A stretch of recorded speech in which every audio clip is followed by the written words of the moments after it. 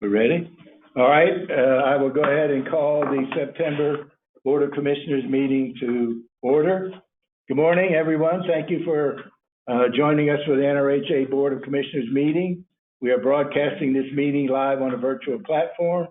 For your reference, all information shared today is available online at www.nrha.us in the Board of Commissioners section. We will have a public comment period here shortly. Those who are virtual can raise their hand to comment, and they may use the chat feature to make their comment. I'll give more information as we get closer to that time. First of all, I'd like to welcome our new commissioners, Ms. Chudzinski, Mr. Kamarick, and Mr. White.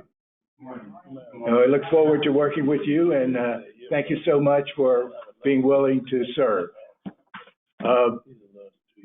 So first on the order of business is the review of the July Board of Commissioners minutes. Are there any comments on those? If not, I will go ahead and entertain a motion to approve. So moved. A second? Second. Ms. Carnes? Mr. Albert? Aye. Ms. Purrier? Aye. Ms. Arrington? Aye. Mr. White? Aye. Ms. Chudzinski? Aye. Mr. Kamarick? Aye. Chairman Massachusetts? Aye. Thank you very much. Now we will go ahead and open it for the public comment period. Again, let me get, we're looking for the public comments now. Person who wants to speak, please give us your name and address, and please limit it to a topic on the agenda. Again, specific topic, please limit your remarks to 3 minutes. We really appreciate constructive feedback, and obviously use of profane or threatening speech is not permitted. There may be some specific questions that require additional time or research, and we will have the appropriate staff member provide that response. And again, members of the public wishing to submit comments can email ngihan@nrha.us before or after the board meeting. Did we have anyone wishing to make a public comment? Yes, Mr. Speaker, we have at this time 2 in-person speakers. All right. The first is Ms. Monet Johnson of Argonne Avenue, and her topic is Hope for the Future. She would be followed by Mr. Vince Hodge at 622 Raleigh Avenue, Raleigh Apartment 4, and his topic is housing. All right. Please come on up. Yeah, we got a new arrangement here, so put your track shoes on. Good morning, everybody. Good morning. So I don't necessarily have one of my classic what is going on, here's what y'all should do things. I think just with the new commissioners present, I think that there's a lot of opportunities to increase the standard of living for all residents of NRHA communities. And I really look forward to how that can be done through this body and through our organizing work outside of this body. I think that the only comment that I would have is right now I'm being asked if I remember something from July. With the 2-month break and with public comment being at the beginning, what happens today, I would have to remember and then comment on next month. So if there was a possibility to get public comment sort of back at the end of the meeting, so we could talk about today, that would be great. But that's all I have. Thank you. Thank you very much.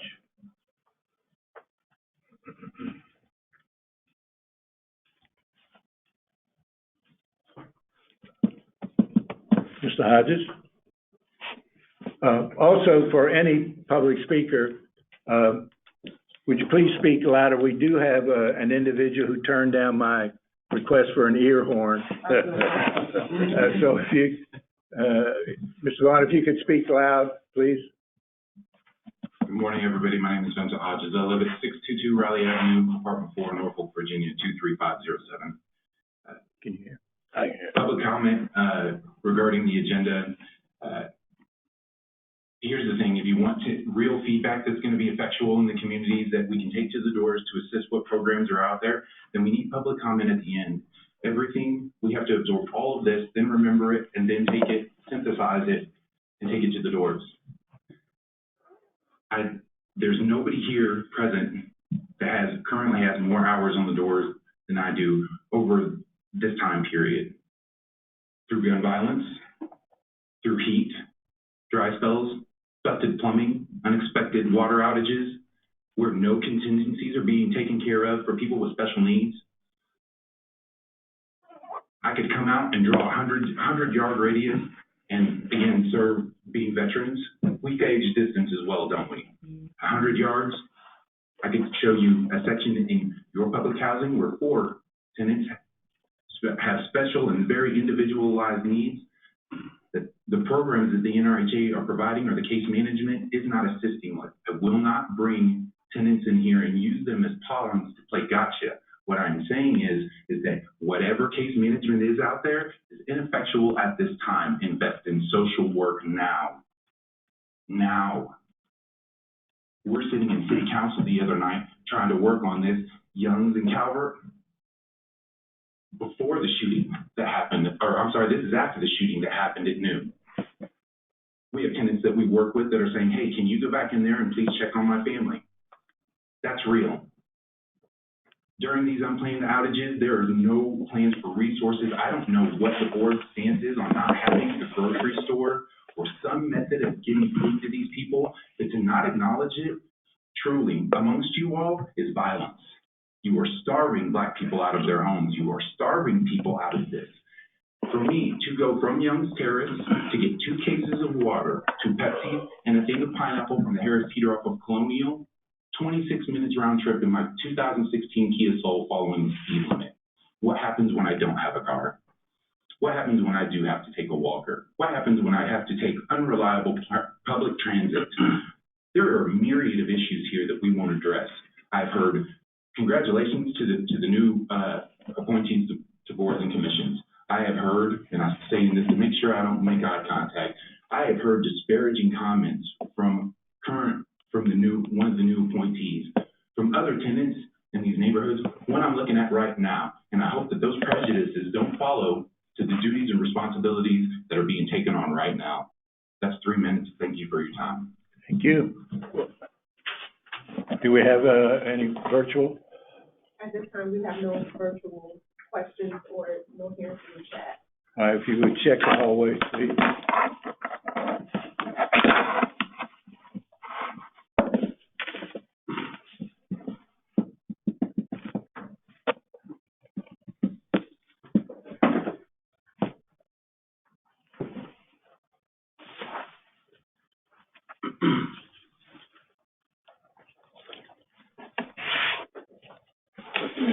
No one in the hallway, but we do have a question. Name is Chelsea Lucas, and the question is the organization concerned with the number of staff members who have recently resigned?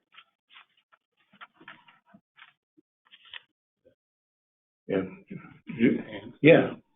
As far as I know, I mean, people resign for different reasons. I don't know if there's any common theme why people resign. I can't state that there's one specific reason why, but people have various reasons for, wanting to resign at particular times. Okay. And, we deal with it as, we go along. We haven't, I know we deal with staff shortages and things like that, but, for the most part, we've been able to continue on as an operation. And, if people do resign, we continue on with our business. Yes, we do take it seriously because we do need to fill those vacancies to get the job done, so. Yeah. But yes, okay. Others? No other questions at this time. All right, then I will call the public comment period to a close and now ask for the executive director's comment. I reserve my comments till, well, not really my comments, but I do have a presentation toward the end, and I just really wanted to welcome the new commissioners. And on behalf of the staff and the executive team, I want to welcome the new commissioners and really look forward to working with you all bring, and we look to meld those in with our existing board members, and I'd like to also, at least not take you all for granted. I want to thank you all for your all's continued service as well, and hope as a group that, we can continue to address some of the issues that have been raised, especially by our public speakers. We're certainly aware of the challenges that we have, and when we get to the part where we start talking about our strategic plan, because like I said, we're well aware of the situations. The doors need to be open. Oh, that's right. I guess that's the definition of open. But we're well aware of the challenges that we're facing in our communities, and we are working on them. But like I said, I'm looking forward to working with you all as a group and leaning on y'all's experience and expertise as we go forward. Right, thank you. Okay. And that's all. All right, commissioners? Is it all right if I start off? Sure. Sure. Well, good morning, everybody, and let me reiterate. Am I reiterating or am I iterating? Whatever it is, I'm about to do this. Find somebody who knows that whether anal retentive has a hyphen in it. They'll tell you which one is which. I am iterating here, but I wanted to take this opportunity to welcome our newest commissioners. I met Tim this morning and asked him what he preferred to go by. You told me Tim, and I really appreciate the informality of that. And I would just say to your associates that are joining you this morning, please feel free to address me as the Honorable Mr. Albert. That'll be fine. Just kidding, but I'm Al on the board, and we do welcome you. And just on behalf of our other commissioners, allow me to say that I know that the ones that I'm in consistent contact, dialogue with, have friendships with going way back, have expressed a level of excitement about the added commissioners and the potential for the work that we are doing. Each one of you bring a very, very good skill set to the board that's really needed at this point. I mean, each and every one of you, and I can tell you wholeheartedly that the chair, the other commissioners are very enthusiastic about being able to use that. And so the last thing I'll say, Mr. Chair, is regarding my hearing challenge, part of what you heard expressed this morning with speaking is, I think my colleagues on the board know this, even though I think they tend to forget it sometimes, but I'm a Vietnam veteran, disabled Vietnam veteran, and when I came home from Vietnam, I had about a 70% hearing loss, valued out 2 years. I got hurt real bad, but my own individual vanity stopped me from putting my hearing aids in, and they're very, very advanced technologically, and they do a great job. But when I put them in, I hear everything. When I don't have them in, I can't hear anything unless I'm looking at the speaker. So if the speaker is looking at me, and I'm just saying this for future, you all will have the occasion to speak a lot, all of the commissioners do, but when I'm looking at the speaker, I can understand them. And I think it's something that people who are challenged in the way of the hearing problem develop a skill set of lip reading. And you'll get quite good at it after you've done it for a while. So I just wanted to let you know why the chair asked you all to speak up, and I want to hear you. And I'm reasonably sure that everybody else does too. And so I would just say, finally, in wrapping up, to make a long story short, if there's still time, I would say that you all are a welcome addition from my perspective, just solely honestly. I know you came on as a team, but not necessarily a planned team. So thank you for your willingness to serve. And service, public service, I know is a very, very challenging thing to do.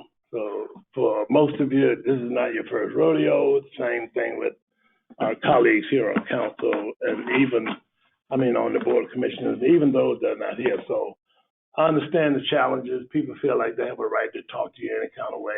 You're a public servant. They can throw bananas on you and you can't feel or do anything in particular. The only thing I would say about that last comment is that if you really want to be heard, you really want to be constructive, and you really want to be on the team that's trying to fix all of the problems that are in our communities, then bring a suggestion or at least a perspective on the solution for us. We need it. I can tell you that a lot of the challenges that we face, I think I heard one this morning, I wasn't sure, one of our speakers spoke about one of the challenges, but one of the reasons that we're not able to, I've taken everybody's time this morning, not able to address problems like that right away is that we don't have the understanding or the details of what the challenges are. And some people feel like it's just their role to come and lecture the board, just kind of get some things off their chest, which is also all right.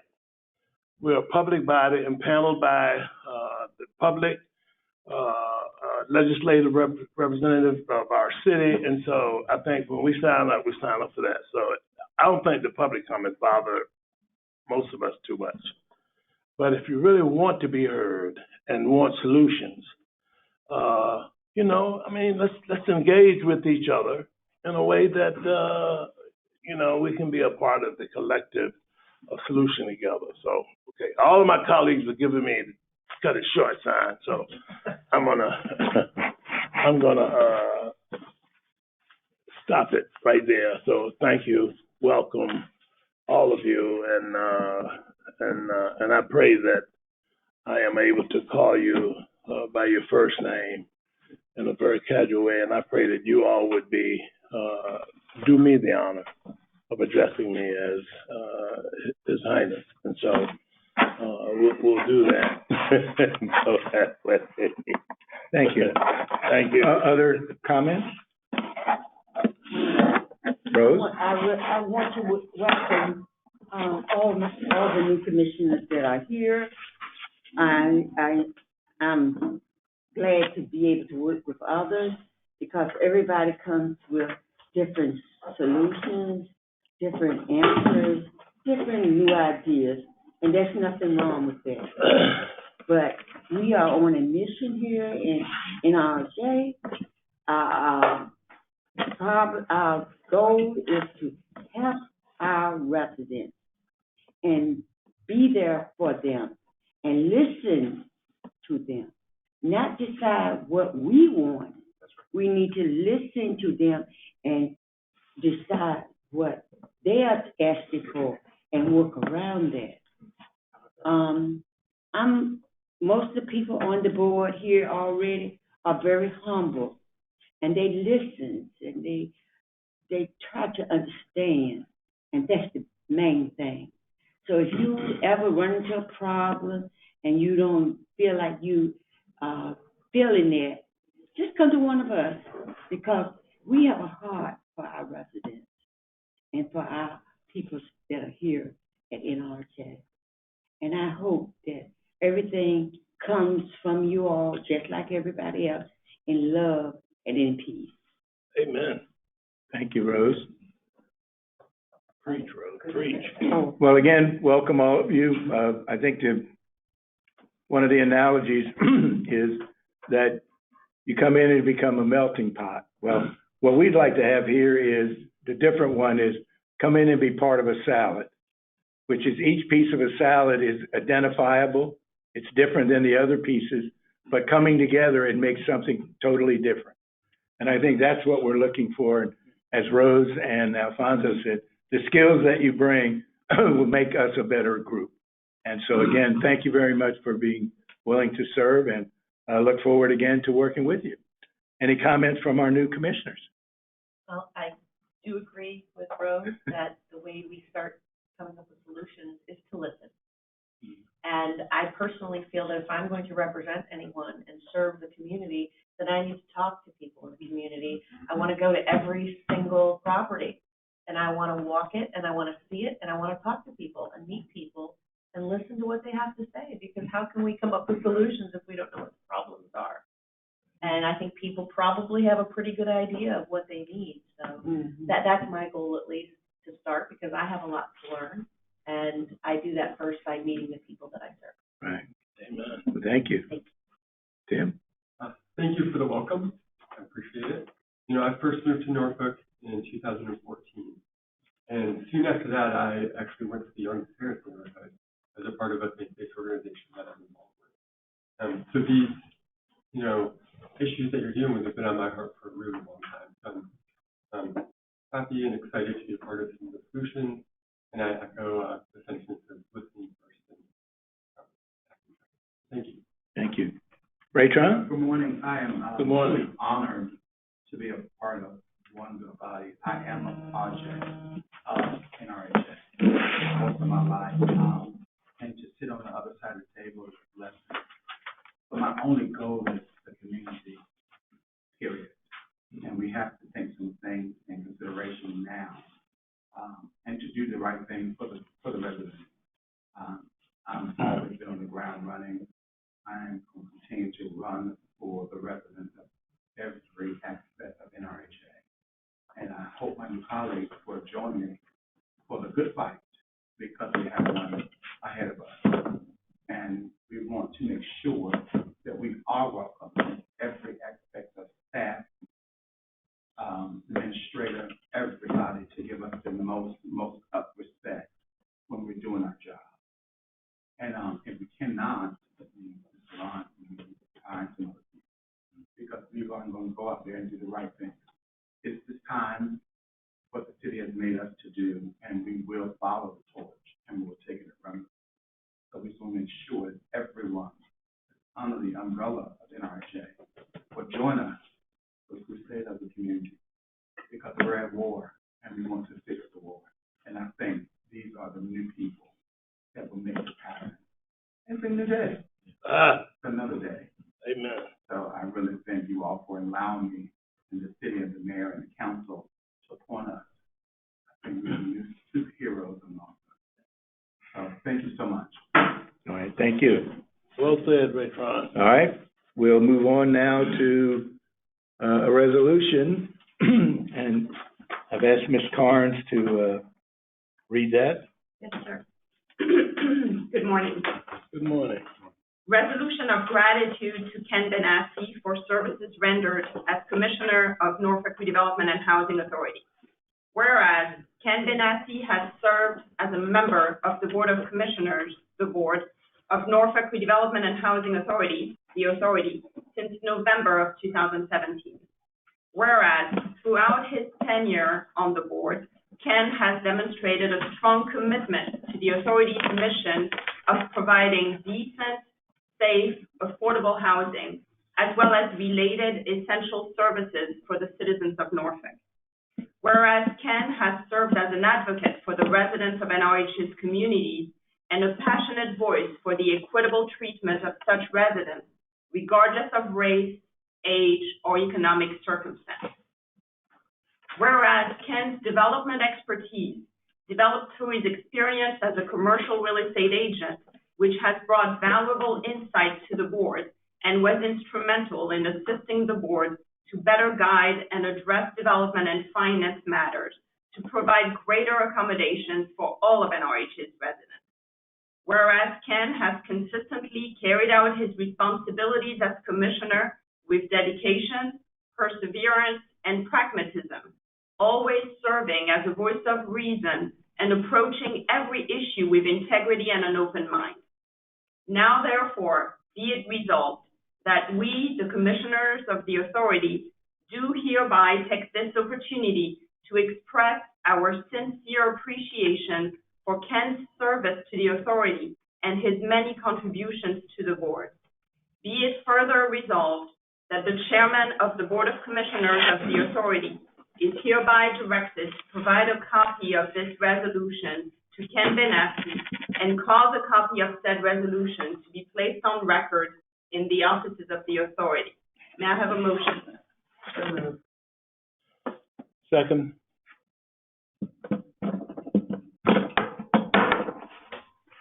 Mr. Albert? Aye. Ms. Purrier? Aye. Ms. Arrington? Aye. Mr. White? Aye. Ms. Chudzinski? Aye. Mr. Komarek? Aye.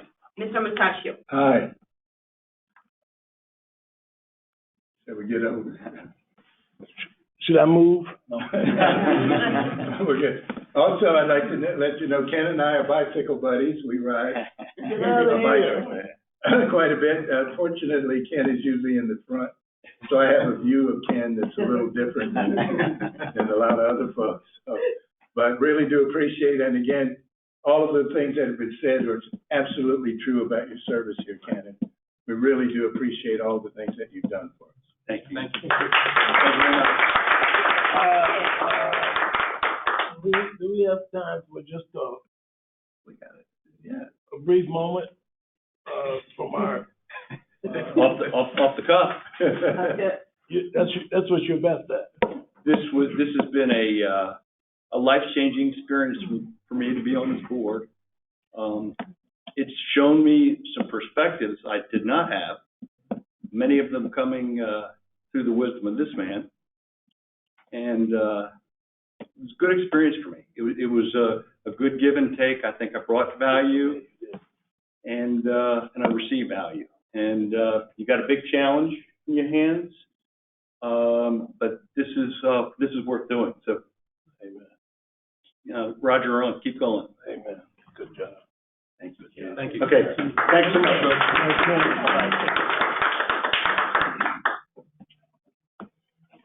Okay. Ken was a good board member.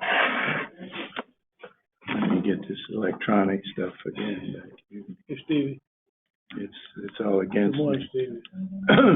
All right, we will now move on to the development portion of it. It is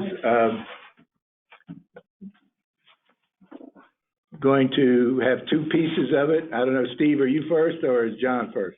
What I'm gonna do is, actually have to click on, the presentation. John, Majors from Bridgeport will be actually doing the presentation. So we can switch over to see John.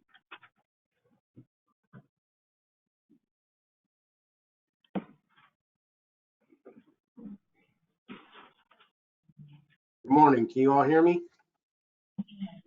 Yes. All right.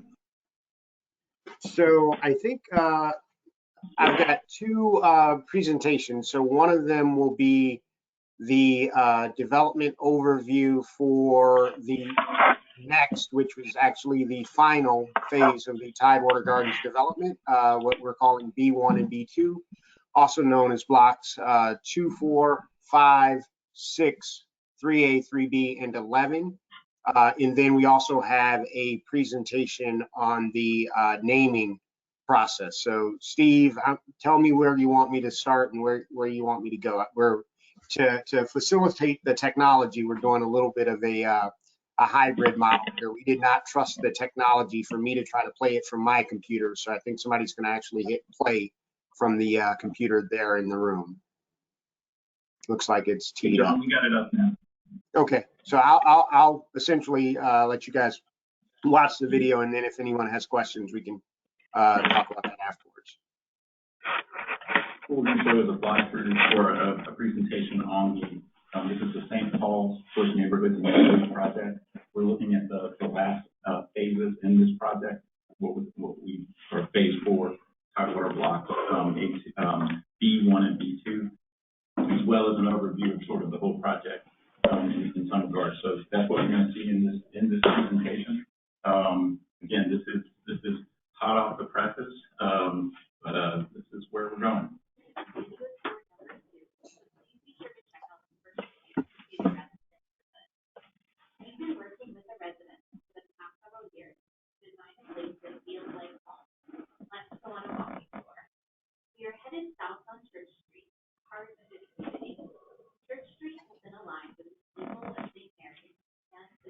Art Luther King Jr. Memorial.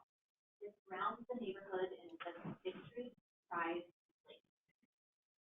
We've arrived at a public plaza at the corner of Church and Mariner. On the ground floor, this building will have 2 retail spaces and a community room for residents to gather. The plaza is filled with trees and shade structures, making it a favorite spot to meet up with friends, have lunch, or play on the lawn. If you look up, you'll see a roof deck that opens to the building's 5th floor. Moving down Mariner, you'll see 3-story homes with large balconies and front porches. On the left, sidewalks wrap around the beautiful and blooming trees. The neighborhood has been planned around them, and they create special moments with extra space, throw a ball, play with your dog, or lay on a blanket and have a picnic. On the next block, the scale of the buildings gets smaller. We heard from many families who wanted a front yard, a backyard, and brightly colored home. This is the space for you. You'll notice the grasses in the merge between the sidewalk and the street edge. These are native plantings that are helping to soak up water during the season. On the right hand of the street, you'll see a mixture of traditional and contemporary homes. These buildings have been designed and located next to each other in direct response to what residents ask for. A diverse mix of house types, styles. Now we're turning the corner onto Mariner. East of the Blue Greenway, the Hunt YMCA, connecting all the way from the Remington neighborhood through downtown and east to the other side. Let's fly up over the neighborhood and look back towards the rooftop. We see Stokes, St. Mary's, and City Hall in the distance. Now we are going back down to Mariner as it curves around to the south. Can you imagine waking up every day, walking out onto your balcony, seeing this view of the Blue Greenway? The small-scale homes that wrap these blocks are all made of brick. Many of them have special brick detailing, making them timeless buildings that will endure. You're headed north of the building, past up to Freemason. Here you can really get a sense of the variety of housing and the small-scale streets. Parking lots are tucked behind the building, and cars can park on both sides of the street, making for slow, safe streets that are comfortable places for kids to play. Neighbors face neighbors and can call across to each other from their porches and balconies, making it easier to make friends and create a resilient, strong community. Flying up over Freemason, you can see where the Blue Greenway reaches west to a resilience park with a multi-use path that ends in another public plaza. Check out video number 1 for more detail on that plaza design. Now we're taking a left turn down Riley and hanging a right on Mariner to see the buildings on the opposite side of the street.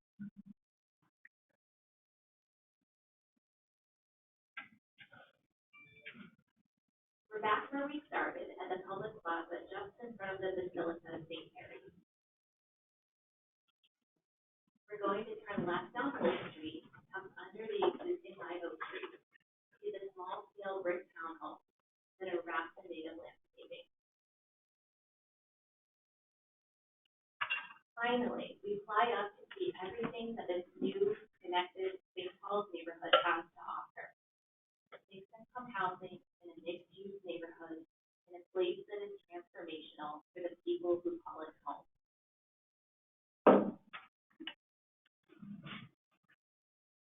That's nice. Okay, so that is, again, that's a little bit of, I guess, the last 2 phases, which are somewhat integrated. So, I'll just echo a couple of points that you have heard and others have mentioned. So, what we're all doing here is endeavoring to serve residents. And so hopefully that came out in that presentation. Really, housing is just one part of the much larger strategy to serve residents and to help families and children and seniors and individuals who will call this neighborhood home.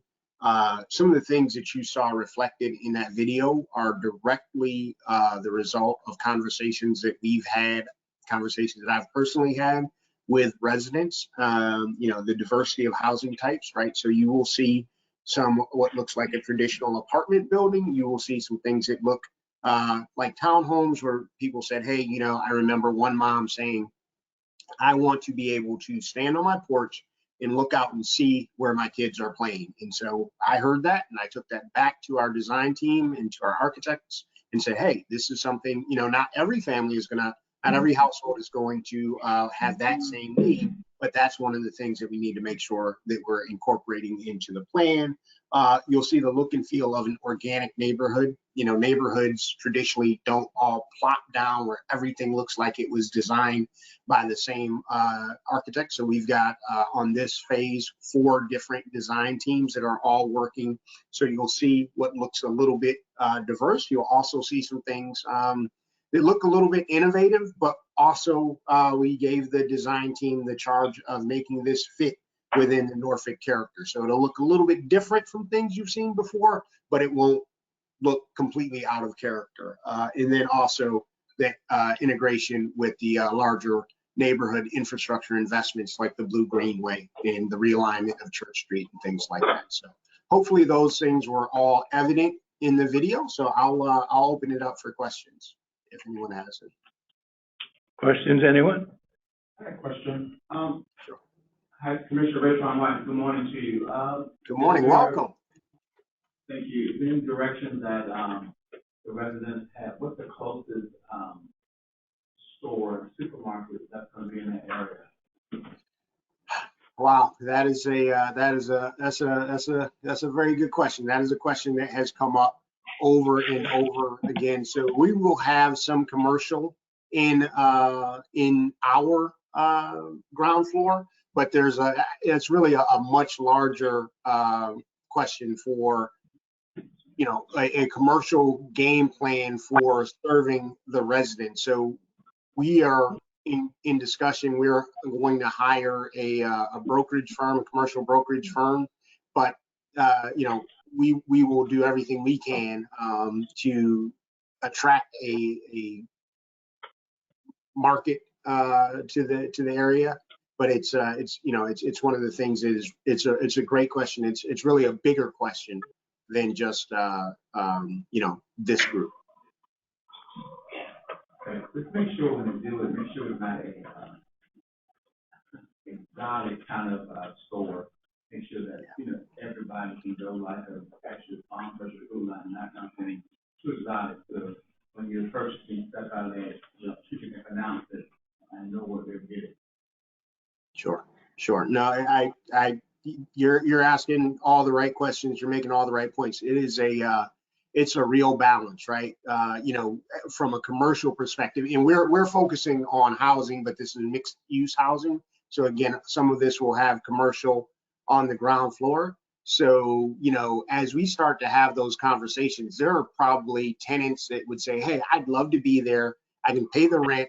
I can pay the tenant build out where, I don't need anybody to come and bring money to help me build out the interior of the store, but it may or may not be the right fit, right? So, sometimes you have challenges in neighborhoods with places that sell, loosey cigarettes and single serve alcohol and things like that. And so, somebody might come along and say, hey, I can pay your rent. I can pay my own tenant fit out, but that may or may not be the right fit for the neighborhood. So it's a balance there. Thank you. Other questions? All right, go ahead, Tim. Tim Conrad. Hey, Tim. Could you talk a little bit about how transportation is connected in this way? I guess I mean by that, like foot traffic transportation downtown, potential public transportation. How is this not going to be just a part of the city segmented off from the rest of the area? Yeah, and wow, you guys are asking a lot of great questions, and a lot of questions that frankly, which I think they should extend beyond housing, right? So as the housing developer, our task is to build the mixed income housing, but it has to integrate into the neighborhood. And so I'm really glad to hear you asking questions that go beyond housing, that go into how this knits into the fabric of the neighborhood. Hey, Steve. Yeah, this is Steve. I'm gonna jump in just a little bit. So Okay. 2 items here. So first of all, the project actually is developed right out here in Norfolk. You can see a lot of it out here. And that's actually developed right around the bus transit station. So from that standpoint, from mass transit, we actually are right there on site, walking distance from all of our projects, like really short walking distance from the new CNI project. With respect to the foot traffic, again, a big part has been done with all the infrastructure, the new roadway. When we started the project, one of our a huge concern was actually just crossing St. Paul's Boulevard. We actually, we saw, it was a big thing with the residents, something that our design team worked a lot with the residents, looking at how hard it was to actually for families or individuals just to cross St. Paul's Boulevard. There are the active fences over to present some barriers there. So part of the project is a new connection across Freemason Street with a lighted intersection with pedestrian crossing. That was actually part of the original plan with that. So that's for St. Paul's. And also on the other side, it's a new connection to Ruffner School right there at Tidewater Drive.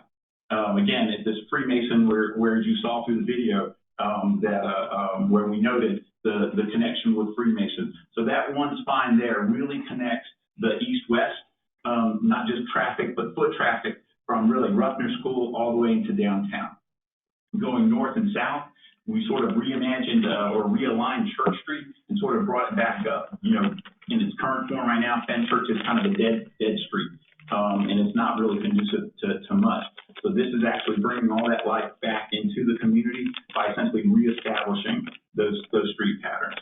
So absolutely, we look for this project to not only hit it with mass transit for bike and walk traffic and for car traffic to essentially to handle all of those that portions of it. A big part of this was connecting east, west, north, and south, connecting to downtown as well as connecting north up Church Street. With that answer. Thanks, Steve. Yes, please. Good morning, Amy Chizinski. Good morning. What measures are in place for safety? So for example, I know you just touched on it a moment ago about crosswalks, but I mean, we've got a lot of play areas, we're gonna have a lot of children. So what safety features are in place so that nobody is running over these children when they're trying to play? Lighting, is there going to be, I don't know, security guards, staff or something? I don't know, what security measures you have planned so that people can be safe? So I'll address that in a couple of different parts. And so one of the things you mentioned is the safety of children playing. So that's something that we've been talking about for a while we've been in the design process. And so you have children who will be at different ages. And so what we've tried to build in is age appropriate, safe play areas for children at different ages. And so we will have some indoor play areas as well as, I don't know if you could tell in that video, there's some pocket parks where, again, some of the things we heard directly from residents was, hey, as a mom, I want to be able to stand on the porch or stand on my balcony and see where my kids are playing. And so we factored those things in throughout the area. In terms of access, so, you've got a variety of housing types. So some housing will have a front door and a back door. And so, of course, those will be just like a traditional single family home or a townhome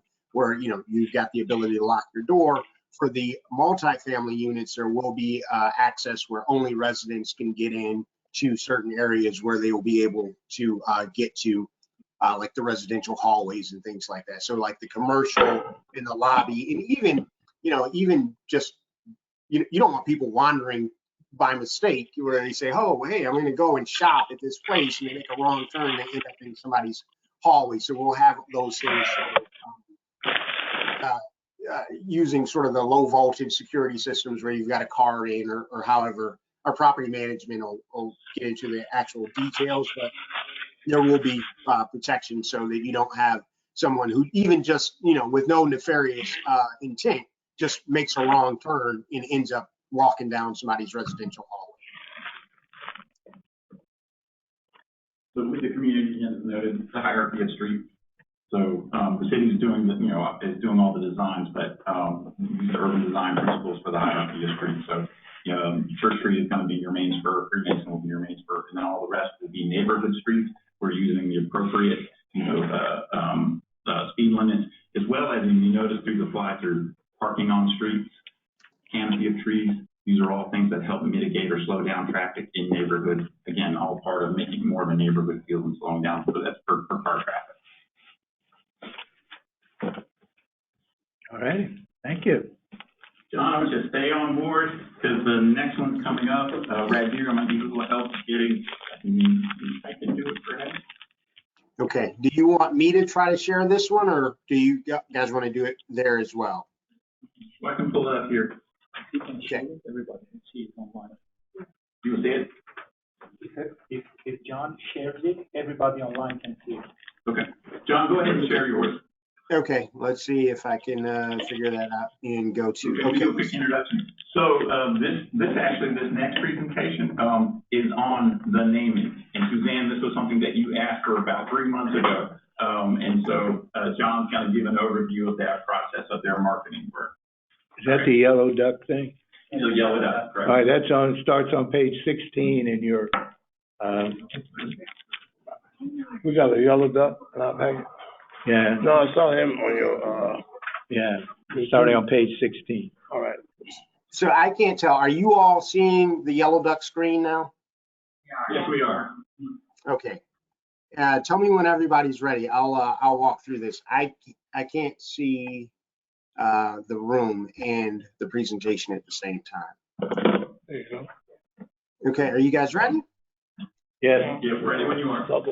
Okay, so as we're developing and redeveloping Tidewater Gardens, one of the things that you got to, for those of you who've been, following along, you're probably tired of hearing about block 17 and block 18 and block 19 and all the different block numbers. I think at some point started to become a little bit confusing, and even internally, we mix up the block numbers. So we're at a point where we're ready to start introducing names. And so I want to walk you all through, and this is a process that's been going on for a while. So it's good, I think, to revisit it. I think the existing commissioners or the previous commissioners have already seen this presentation, so forgive me if it's repetitive. But we hired a group called Yellow Duck Marketing to help us walk through the naming process. We one of our partners, Bank America Community Development Corporation, introduced us to a project that they had done in Tampa, and this really helped us sort of wrap our minds around how we were thinking through the naming. So this project down in Tampa is called, the overall project is called Encore, and it's got a musical theme. It's in the downtown Tampa's Tempo district. And so everything, each of the buildings sort of echoed on that music theme. So I'll show you. So their senior building is called the Ella, after Ella Fitzgerald, at Encore. And then they had Trio at Encore, Tempo at Encore, Reed at Encore, and then Legacy at Encore, which doesn't really have a musical theme. But for the most part, you see this sort of theme repeating itself throughout all of the naming. And so that's the way that we framed it in terms of thinking about Encore. So you've got the Trio apartments at Encore in downtown Tempo's district. So you've got a property level name that's Trio. That would be like what we call block 19 or et cetera, the development level. So all of the buildings together sort of are collectively known as Encore. And then what Tampa chose to do is this particular neighborhood, they sort of rebranded as the Tempo district.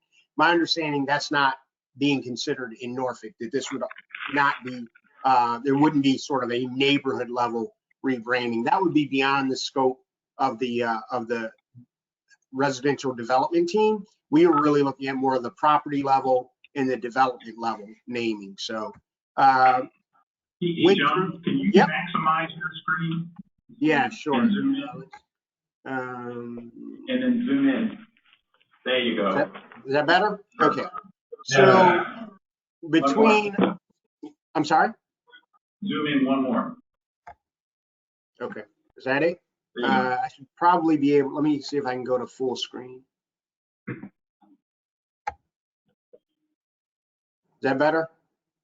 Yes. Perfect. Okay, got it. So I won't read through all these. These are different conversations, different sources of information. We really try to tap into what is the ethos, what's the feeling, what were people, what was going through people's minds and their hearts as they thought about their time or their experience with Tidewater Gardens, and how might they want to see that reflected in the name. So between the development team, the market research team, went through and had conversations with residents, pastors, went to the people first, events and things like that, and just talked to as many people as we could.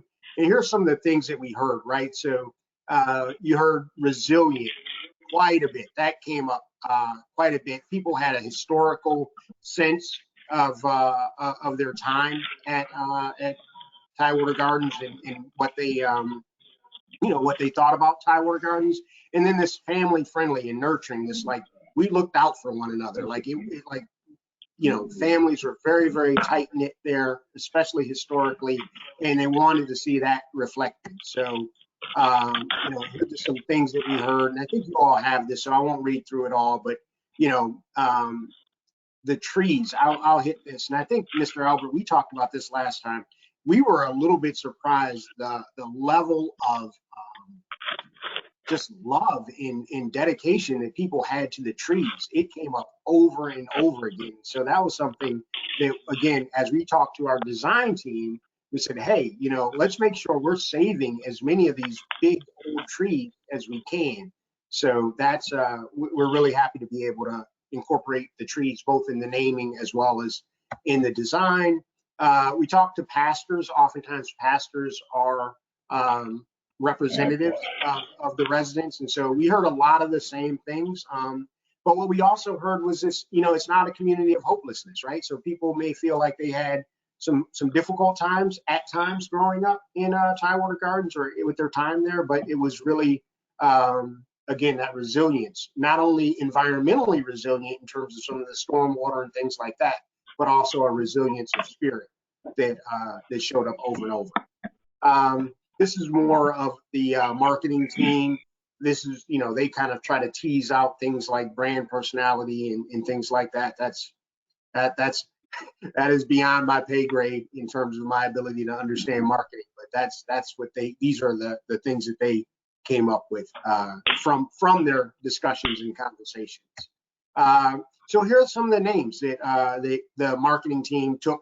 They took all of what they heard and sort of put it through their lenses and said, here's some of the things that we think are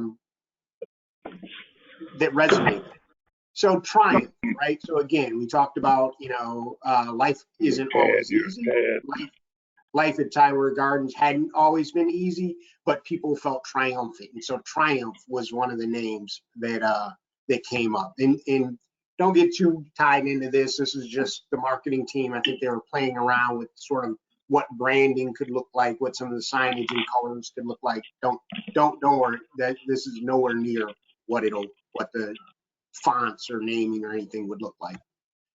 Kindred, again, the sense that people looked out for each other. This also factors into the resilient, the fact that, yeah, life can be tough, but guess what? Together we look out for each other. There's a lot of love here, etc.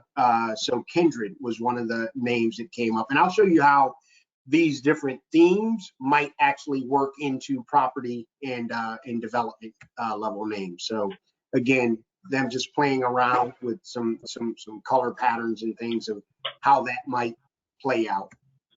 Then Greenway, Greenway District, Greenway Station, whatever. Greenway was what kind of came up again, this honor and reverence for the trees that we just saw over and over again. It was really refreshing to see it. Again, just playing with how that might look in terms of some of the advertising for the property and things like that. Don't get too caught up in this. This is, just them just playing around with this stuff at this point.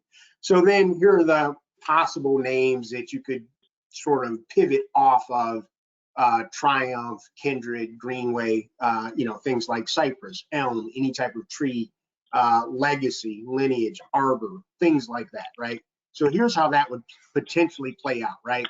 So you could have block 19, and again, this is all hypothetical. We're just playing around here at this point. Block 19 could become legacy at Kindred. So someone, this is a senior building. So someone would say, I live at legacy at Kindred, right? So then block 18 might become Greenway Station at Kindred. And block 20 could be the Elms at Kindred. So Kindred, in this case, if that's the way that it seemed to be moving in terms of the surveys and the feedback and things like that, this would be how you'd use Kindred sort of as the larger name, and then work in some of the other things that were heard throughout the not only the building names, but there'll be a plaza here, there'll be another plaza here. So there'll be some opportunities to name plazas as well as buildings. And then again, just recapping, Triumph, Kindred, Greenway, these were some of the different things. And we'll see how all this plays out. This is what we'll ask the marketing team for their help on. I will share that we've done with the marketing team, working with the city, working with the NRHA, working with People First, has done a survey. It's been out there it closed maybe a week or two ago. And these three names were pretty tightly linked together. Greenway seems to be the one that people have leaned most heavily toward. But we'll see how that plays out. And then, this is an old presentation. So these were some of the next steps, the survey, online, direct mail, postcards. So one of the things when I went to the St. Paul's Advisory Committee meeting, they said, look, we want to make sure that people know about the survey. So it's not good enough to just sort of email or text and say, hey, make sure you take the survey. We had direct mail postcards. Crystal at the city actually went and knocked on doors and made sure people knew about the survey. We got pretty good feedback from the survey. And so that's where we are. Of course, some of these things, we need to make sure there are that we can use them, make sure they're not trademarked. So one of the names that we had early on actually is the name of a hotel, and so we had to take that one off and replace it. Yeah, so that's where we are. I'll stop sharing now and see if there are any questions. Questions? I have a question. With the final discussion of the name, who would decide? Is it the city of Norfolk or the residents decide what the names are going to be? The development team will decide. We've gotten all the feedback. We've gotten feedback from from NRHA, from the St. Paul's Advisory Committee, from the city, from residents. We'll decide. We'll bring that back and share it with NRHA and the city in as a presentation. But we've gotten all that feedback, and we'll incorporate all that and make sure that it's incorporated. And the team is who? Any residents on Highway Guard on that team, or is that your team? That's the development team. Okay. But that was the purpose of the survey, and I mean, for months we've been having the discussions about what residents would like to see and what they what their sense of their experience at Tidewater was. And so our goal is to take all of that information, incorporate it into the names, and that's what we'll bring back and present to, again, NRHA and the city. And we'll do that. We'll talk to Steve and Susan at the city, and we can do that as a public meeting. We haven't really gotten into the details about the format of how we'll do that presentation. Okay, other questions? All righty, thank you, John. All right, thank you all. I'll stick on for a few minutes and then I'll hop off. All right. Steve?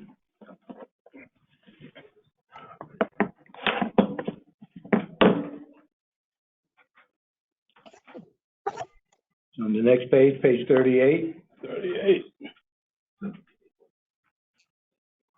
Wait, 38, 3. So, something I didn't do before, by the way, I'm Stephen Morales. I'm a neighborhood projects director with NRHA.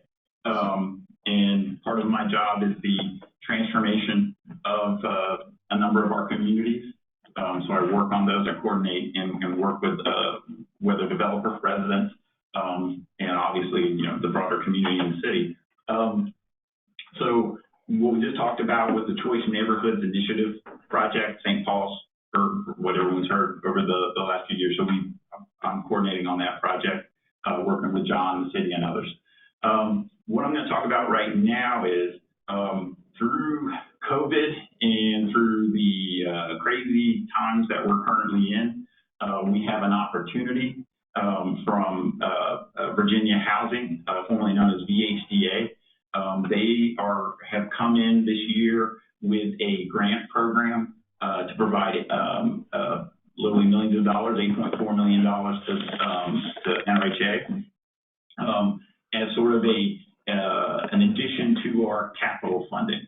And so I'm just going to talk a little bit about that program. I'm assuming it's going to come back to the board next month for formal approval as part of the budget. But I'm going to go over this real quick.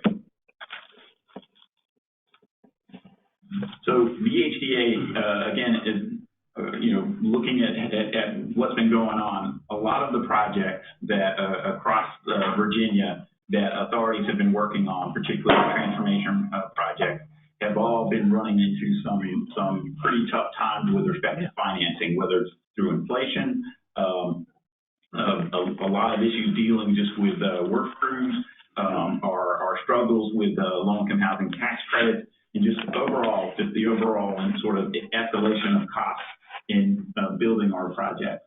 VHDA is the #1 source for transformation dollars with respect to low-income housing tax credits.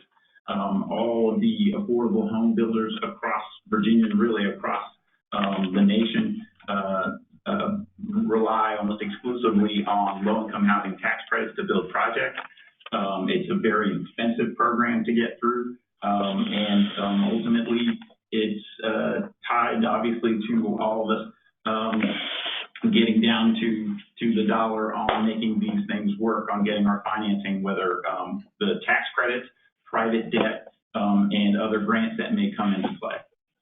So VHDA, in realizing that a lot of the tax credit projects across the state are in trouble, financially, that they said, we're going to put some money out there and for the housing authorities to do two things. One, they can shore up some of those projects that they've been working on, again, to provide affordable housing throughout the Virginia, as well as we know that authorities are always struggling on capital funds to do capital improvements to their existing projects, to their existing housing, and so to secure those. So you notice VHDA had two key priorities. Top one, again, gas and current public housing transformation projects. Second one, aid in planning and financing for new housing transformation projects. And third, also provide capital funding to enhance and extend the life of traditional public housing. So that's what the funds are for. They're like capital funds, just provided by VHDA instead of the federal government. And for I don't know how much for the new board members, how much aware you are of NRHA and how we get funding from HUD, but you get two big pots. One is operating and one is capital funding. Capital funding is just what it sounds like. It's what we need in order to essentially improve the public housing communities. I'm not going to go into detail here, but with any grant program, there are rules and things that you can spend your money on or not spend your money on. So this sets out the percentages. I think you all have that in your.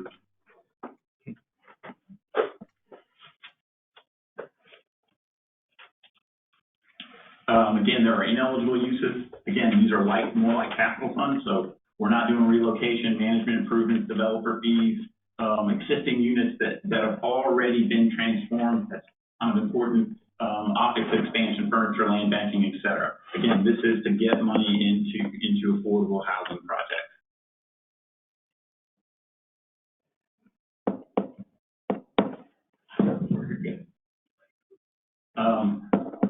Key requirements. Again, we need to have a strategic plan in place. NRHA is working on that now. We have up to a year to get that done. We're in process. Also, the key thing is they're looking for authorities not to access the competitive rounds of tax credits, but really go after the non-competitive rounds of tax credits. You'll hear a lot about 4% and 9%, and really what it means is a 4% deal will give you about 40% of your costs. A 9% deal will give you about 70% of your costs. Roughly. There's a lot more to it than that. Other thing, of course, we have to do some training, but then most importantly is that these units, when we use them, they have to remain affordable for the next 15 years at least. With the tax credit program, there's actually two periods. There's an initial 15-year compliance period, and there's usually, we all agree to another 15-year extension of that. So really for housing authorities and other affordable housing developers, when we're getting into these projects using tax credit funding, it's really a 30-year guarantee of affordability for that. The other thing is, just like capital funds, we have 2 years to obligate and 4 years to expend. This is a little bit outdated. This is an old presentation. Sorry, I was on vacation last week, just got back in yesterday. When we were looking at what projects we needed to fund, the first thing that we go to is our annual plan. That's what governs what the authority does. And again, looking at what VHDA was looking for is what are the goals for this money? What are the keys? The first one was shoring up gaps in transformation projects. What John was talking about today are these two projects right here. The first two. They are the Tidewater Gardens blocks, and it's really there's two phases out there, or I should say one phase, two development. Where we knew in our initial work that we were already at the edge, and then with the escalations of pricing recently, we knew that we were running into a gap situation. So when this came from VHDA as an opportunity, we immediately thought we've got to plug a gap. So we're actually devoting not just but about $3.2 million into the St. Paul's project, into that final phase to make sure that we can close that gap and get that project done. The other issue with the authority is, and you'll see this through all your time here, is that our mid-rises, they struggle with their financing, is that the situation with their age now, as well as the funding that HUD provides and operationally. Typically, we run in the red with those projects where we have to do some coverages. So one of the things that the authority's been looking at really over the past, we've talked about it for the past 10 years, and now are starting to move it forward with basically conversion and renovation of our mid-rises from the Section 9 program into the project-based Section 8 program.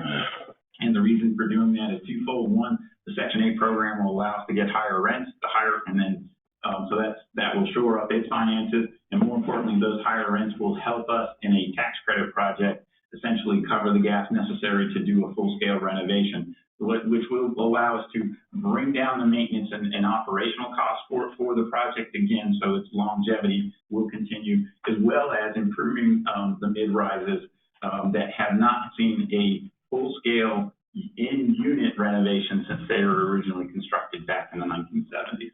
Please, I'm sorry, when you say about higher rent, tell me how that. Okay, yeah. So higher rents for the program.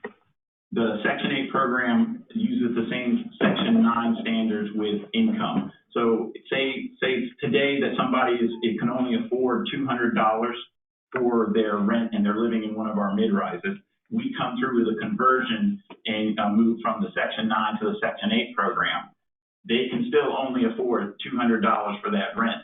The overall amount of subsidy that we were getting, say, originally under the Section 9 program may have been $600. We go into the Section 8 program and that becomes $1,000, but the family's still only spending $200 in rent. It still remains income-based. The key is with HUD and basically accessing the project or the Section 8 program, which allows higher rents.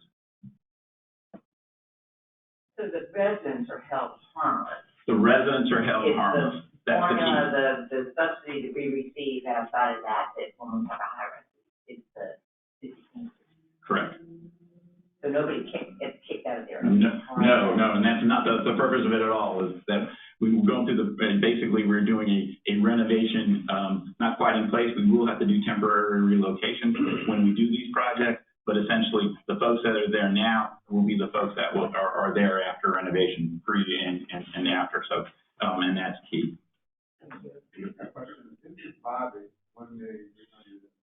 So we're actually, and this was old when we were looking at it. Again, the amount of funding really necessary to get these projects done. We're focusing on the first two, or actually I should say 2 sites and Partray. And the reason that we're focusing in on sites and Partray is those buildings each have the same issue, which is for sites, they only have 1 elevator. And in Partray, they only have 1 elevator per wing. So for both of those projects, as part of a full-scale renovation, it's also an upgrade of the project itself to add elevators to make sure that we have that covered. Bobbitt and Hunters will have to wait just a little bit, but again, we're still freeing up other capital funding that can hopefully go for those 2 projects in the near future by using this VHDA money. So we're not using our existing bank of capital funding for these 2 projects, for those 2 projects. So this is, I'm going to confuse because a couple of years ago, this did bother city residents. So having this up here is confusing to me as a commissioner, we're not building wires enough here. So all of the mid-rises have been renovated in their common spaces, some of their roofing, but as I noted, all of the in-units themselves, so the units themselves, so the heating and AC systems, the windows, the interior kitchens, bathrooms, flooring, all of that stuff has not been renovated. So in the renovations that were done over the past 10 years in the different communities, they hit the common areas. And that is because, again, the full-scale renovation for one of these projects, we're not talking $1 million or a couple of million. We're talking, tens of millions of dollars in order to do the renovations. All right, so one question. This is all the mid-rise. What about the areas that currently now have some problems? Do we have money? Commissioner Albert's asking for you to speak up. So Yeah, I can't hear it all. I'm sorry. I was asking, all of these are the mid-rises for the NRHA. What about the neighborhoods? What are we doing now for them so we're having a little problem? Because I know some of the neighborhoods we're gonna actually demolish, but now, in the now time, what are we doing for funds to help the problem that we're having now in some of the neighborhoods? So, I mean, I can only speak to this funding here. And so the key is, this is a pot of money that the authority didn't have at the beginning of the year. And so the key is we're focusing it. If you spread it out across every property, as a lot of times we have to do with our capital funding, then we don't get much done. So the idea here was, one, certainly for the CNI project, we have a tight time frame, 2025. We got to get that complete. We have gaps in financing. So, immediately we're like, yay, this solves a huge problem that we have and fills a void. For the mid-rises, where we are attempting to get those projects off the ground, we always have more projects than we do have funding. This funding, though, that we are targeting specifically for 2 of the mid-rises, not all 4, but 2 of the mid-rises, to get those 2 projects off the ground. What that does is that doesn't tap into our other capital funds. So we're not using the normal capital funds that HUD provides us annually. Again, and those are all that's part of the annual plan, and they list out all the different projects, and you can see through there. But that is something, again, that you'll have funds being spent in all the other different projects to deal with maintenance, to deal with major capital items, whether it's roofing, heating, AC, and things of those nature. So, yes, this doesn't address everything in the authority, but it addresses critical issues that we have for transformation and modernization. I understand all of this, but it's just we have five-year plan for the last 13 years I've been on the 15th board, and we're still having problems in this neighborhood. And there's money allocated to different places. I even talked about this for Norfolk Park. Norfolk Park put down 4 or 5 years where they set funds for that. I want to be concerned about what parents now is having problems in the neighborhood now that we have money for 5 years ago, and we have not spent it because permanent the neighborhood is not safe. So that's something I would like to be involved in and see. And what we're doing now, people still in the neighborhood having mold and other things. We're doing stuff for this, for the future. But what about now? I haven't seen anything allocated for that. Oh, boy. Yeah, Hey, Ray, Sean, when it gets to my part to talk about our strategic plan going forward, we will address some of those things, like our plans going forward and addressing some of our more challenging properties. So we will have the opportunity to talk about that. All right, thank you.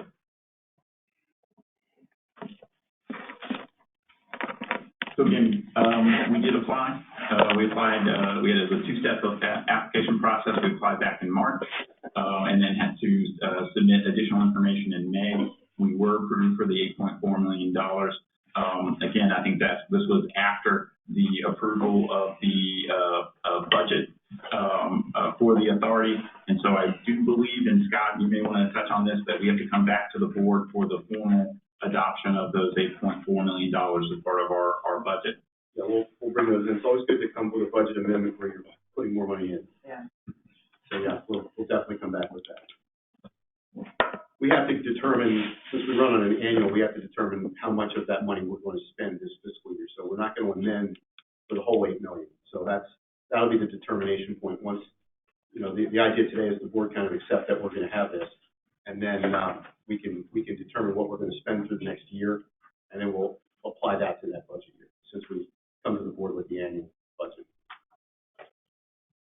All right. Anything else, Steve? So like I said. All right. Thank you very much, Steve. And now I believe Ms. Rose will come up. Karen, thank you so much.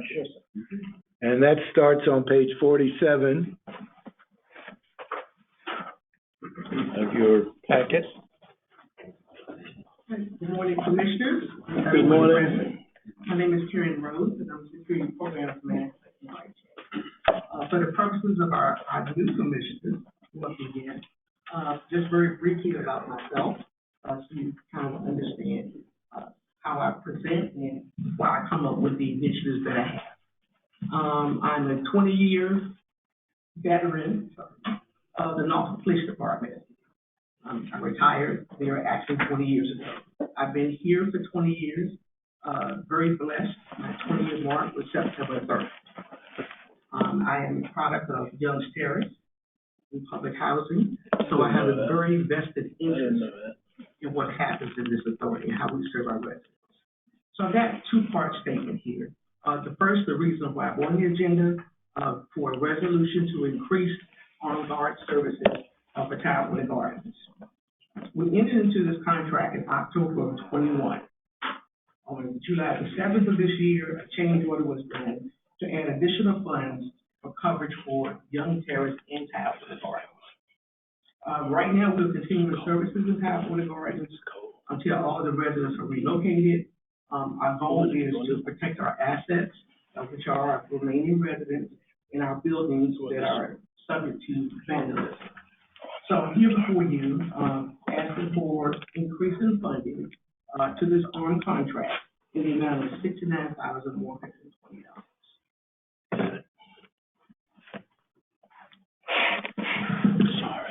Okay. Any questions?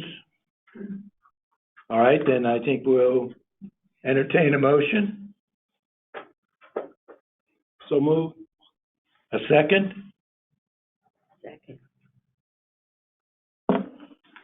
Mr. Albert? Aye. Ms. Puryear? Aye. Ms. Arrington? Aye. Mr. White? Aye. Ms. Chudzinski? Mr. Kumar? Aye. Mr. Musacchio? Aye.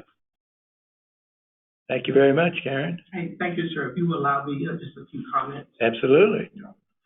Right now, we all know that we are in dire need of safety initiatives for our public housing. We all have seen the news reports of the numerous killings, shootings in our neighborhoods. We typically feel like our residents are under siege. We know that the police department is short on manpower, and we try to add security to our residents by using the central office. However, as we look at now what best practices are within different police departments and housing authorities, because we don't have the manpower on the ground, we're now seeking to look at technology to assist us. Right now, I am in the process of finalizing slot cameras. It's a new technology. It's kind of the new license plate recognition cameras.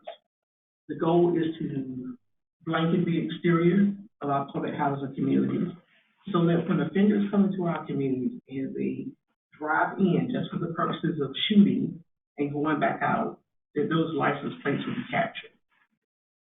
Here's a prime example of how this technology can work. We had a couple of homicides that early part of the year in our community.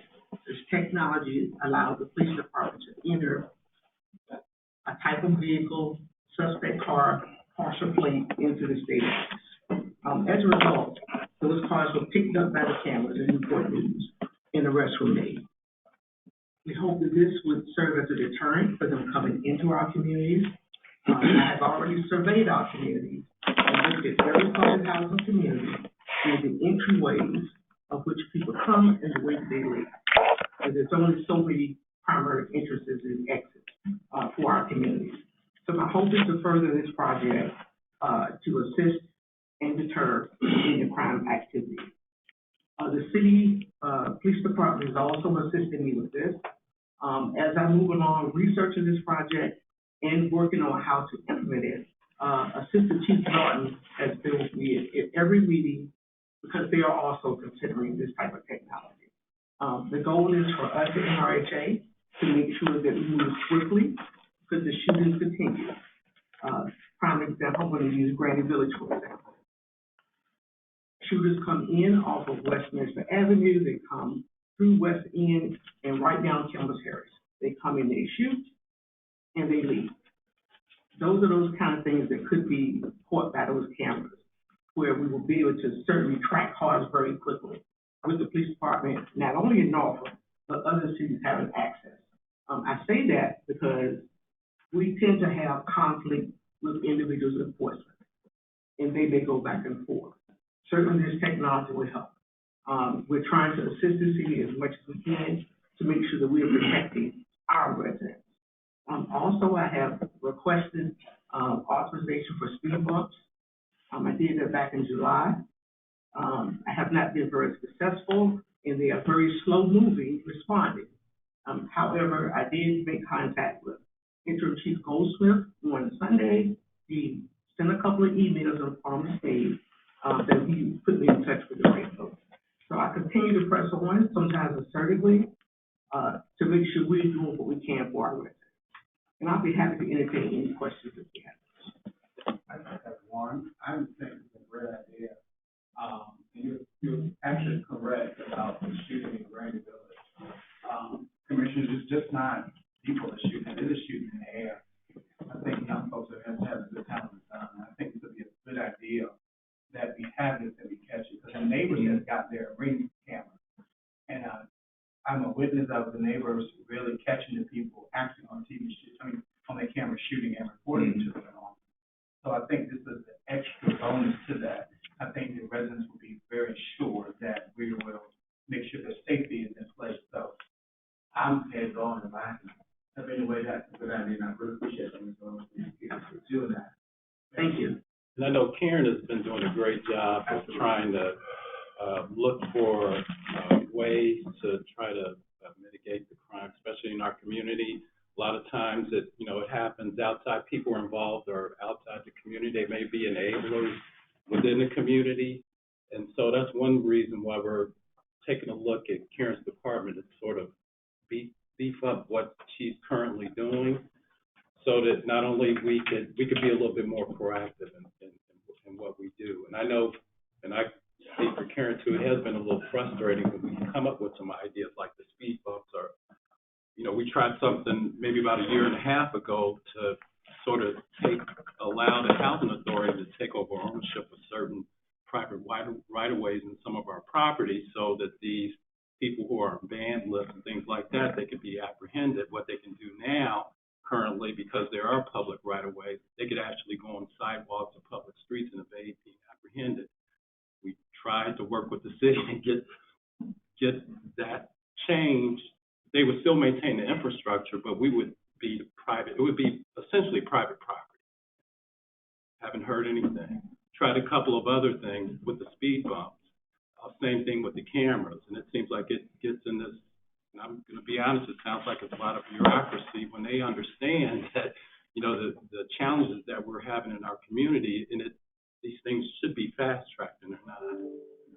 So if there's any help that you all can do to get these things started, because if something happens, and then we're looked at as if we're not doing anything, and we're doing everything that we can to get things done within the community, and remember the fact that these are not citizens of Norfolk Redevelopment and Housing Authority. These are citizens of Norfolk. And to me, if there's a call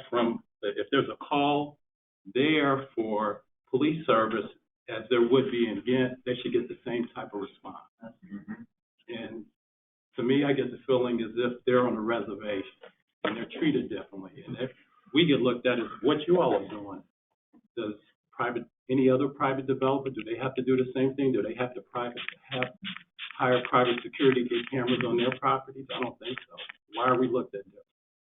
So that's all. We're just trying to understand that, but we're doing what we can given the circumstances. So it would be really helpful for us, for you all, especially the new board members, to really assist us in doing what you can on this, and so that when we have these initiatives, that the city expedite our requests so that we can protect our residents.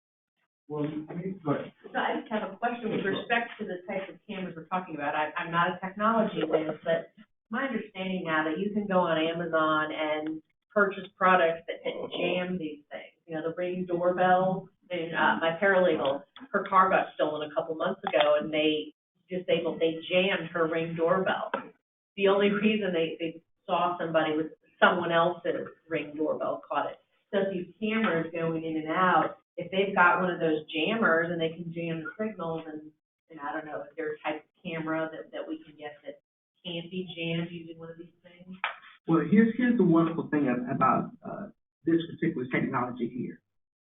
If something happens to the cameras, this would be no cost to NRHA. These are actually rented cameras where maintenance, covering vandalism, everything is part of the price that we have. Now, typically what you talk about, they're normally the cameras that are used for residential. These are certainly some high-end cameras, which is one of the reasons why all public service locations are using those. But certainly, I have a meeting this afternoon with the contractor, and I'm going to ask him about it. Thank you.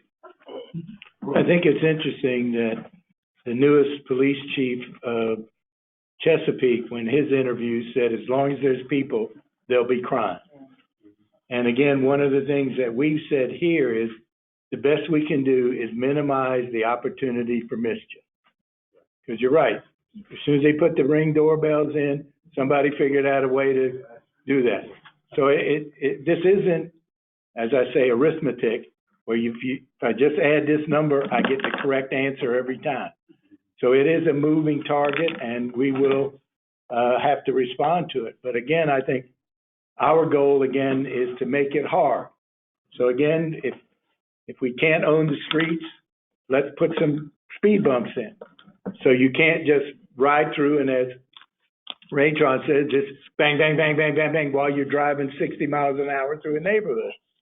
So again, there's no one, whatever you want, silver bullet kind of answer to it. So again, Karen and her folks, working with the city, are trying to come up with those things that minimize the opportunity for mischief. And I think that's clearly what these cameras will do. If somebody finds a way to go around them, then we'll find a way to go around them. Again, it isn't something that this is going to end the problem. I'm sorry, Ray Trunco. Ron, to answer your question, me and Ms. Rose have been there. 2 or 3 city councils, and Dr. Fowler promised me in front of the council that we're on, Rainy Village is on the budget. They got money for speed bumps and some other things in there. And they said it to us. He said it to me, and you might want to pull it back. Okay. I think it was in July. He said it. Actually, I asked him to the council. He said we're on it, and I said when? He said, well, we got the money, we're on it, and you want to be first priority. That I understand that. I don't want to go back again and ask them. We're going to get details because we've asked actually a young lady. They can't ever speed bumps when they're shooting. Right. Her daughter passed. She's a resident of Grandy Village, and she went down and had all the stuff written out, timing, her camera, and everything. And they promised us within that time, next frame, we'll go back down there, and they said that they were. We have that and something else they had to for Grandy Village to have the road and stuff that speed bumps. So we have a couple of them. They're so worn down, the rest of the street now. Yeah.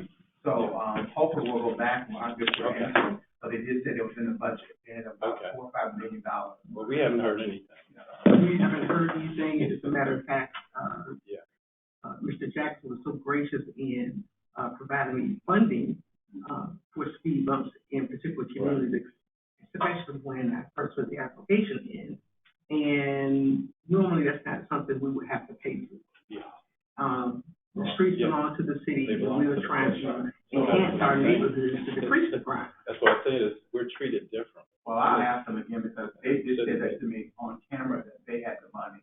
So I asked for that and about the streets on Westminster that were tore up. Right. My car was tore up. So I'll go back next time and ask them to make sure they put it right. Okay. They have the money and when they're going to do it. Right.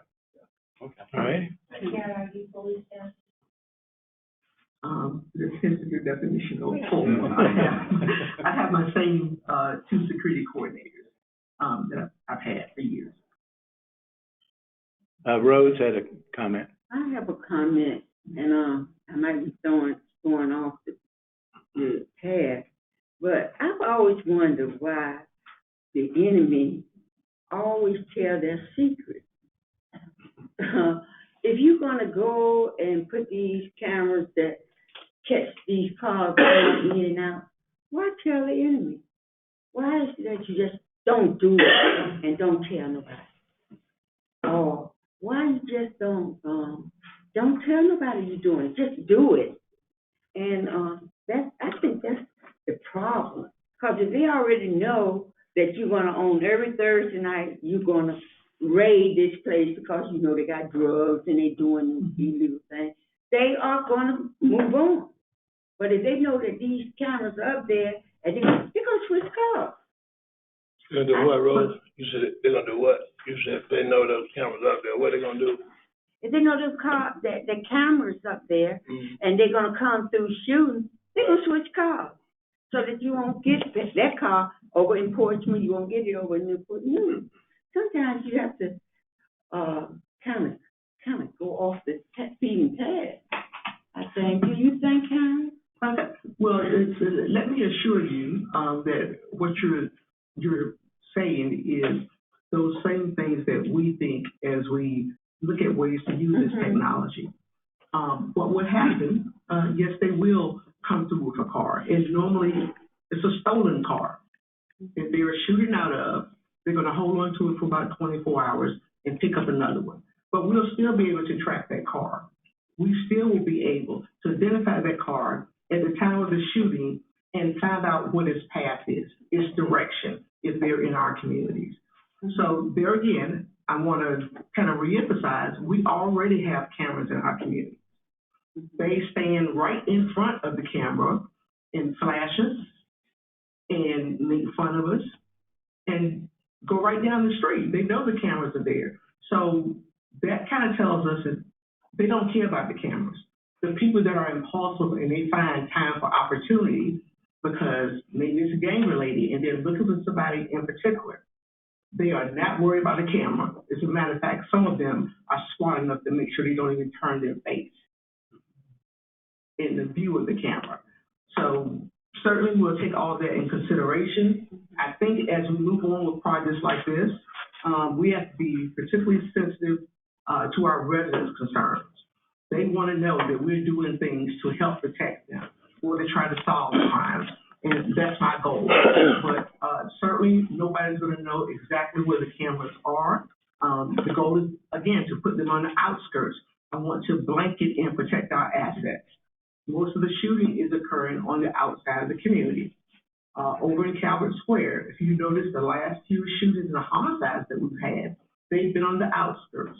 They're shooting from Virginia Beach Boulevard, through the cut, behind the management office, onto Bagnall Road. They're shooting in the 900 block of Army Road, where it borders the community. It's easy to get away. So we're thinking about everything. We're trying to do the best that we can. Say it again, Karen, if you don't mind. I was saying that Leading up to easy to get away, you said they did something and it's easy to get away. they're shooting from access points where it's easy to get away. Okay. That's why they're on the outskirts. Understood. It is very unlikely that a person from the outside is going to come into our communities, let's say the core of our community, right in the middle of the community, right, look for somebody to shoot and then look for a way to get out of it.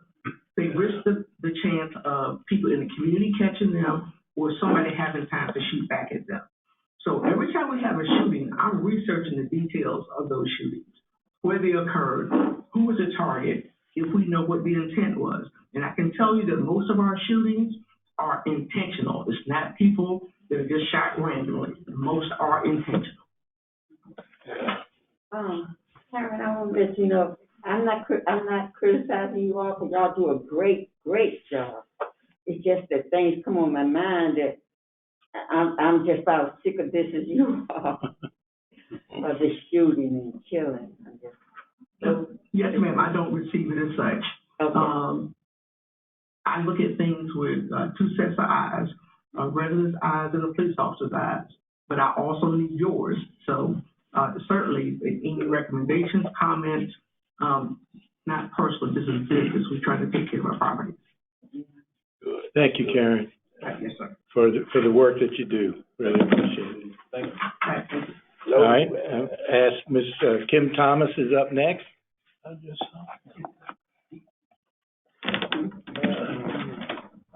Good job, Karen. Again, speak of the devil, and up she jumps. Two of them now. Good morning, everyone. What was number 5? Oh, starting on page 9 is all of the previous month's activities. There's the reports. Did anybody have any comments on those? If you do, hold them for a little bit and we'll Page move on. 9, you said? Page 49. Oh, 49, I was about to July say. report or this report? Huh? On July report? No, this is the September report. Okay, you said on page 29, 49. 49. Mm-hmm. Just the document. Yeah, it's a lot of the things. Yeah, I got all the Okay. 31. All right, while we're doing that, go ahead, Kim, and then we'll catch up if there are comments. Absolutely. So good morning to everyone, to our new commissioners, welcome. I am Kim Thomas. I'm the Chief Community Engagement Officer here at NRHA. Part of my role includes taking ownership and overseeing the processes related to our grant-funded program that support families in self-sufficiency and supportive services. We also provide technical support to the resident council bodies that are duly elected in each community. We also oversee and lead the annual plan process, which is required by HUD. This is the process that's been mentioned before during Steve's presentation that dictates the work that is done and authorized through the authority over a 1 to 5 year period.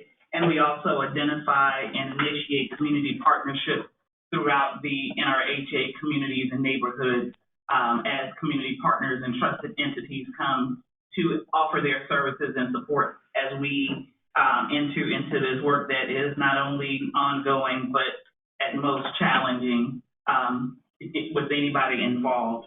Today, I'm here to actually talk about our community engagement quarterly report. The fourth quarter report covers April 2022 through June 2022, and it is broken down in your packet by department. The departments are Youth Services, Workforce Development, Family Self-Sufficiency, and Economic Opportunities, as well as Community Relations. Just some highlights from the reports that I wanted to pull out before I take questions. We have, like most agencies and definitely other departments here in NRHA, experienced some staff shortages with folks choosing to go on to other opportunities or to move within the organization. So we are working on getting ourselves fully staffed again so that we can optimize the capacity in which we are able to support our residents in our programming. We are reviving some programs that were very successful, especially prior to COVID. COVID really put a kibosh on us being able to be face-to-face with our residents in our communities and even some of our trusted community partners. So we are reviving some of our programs, including programs like our Job Club, which puts an emphasis on focusing on getting folks work ready, not only getting folks ready for employment, but getting them work ready.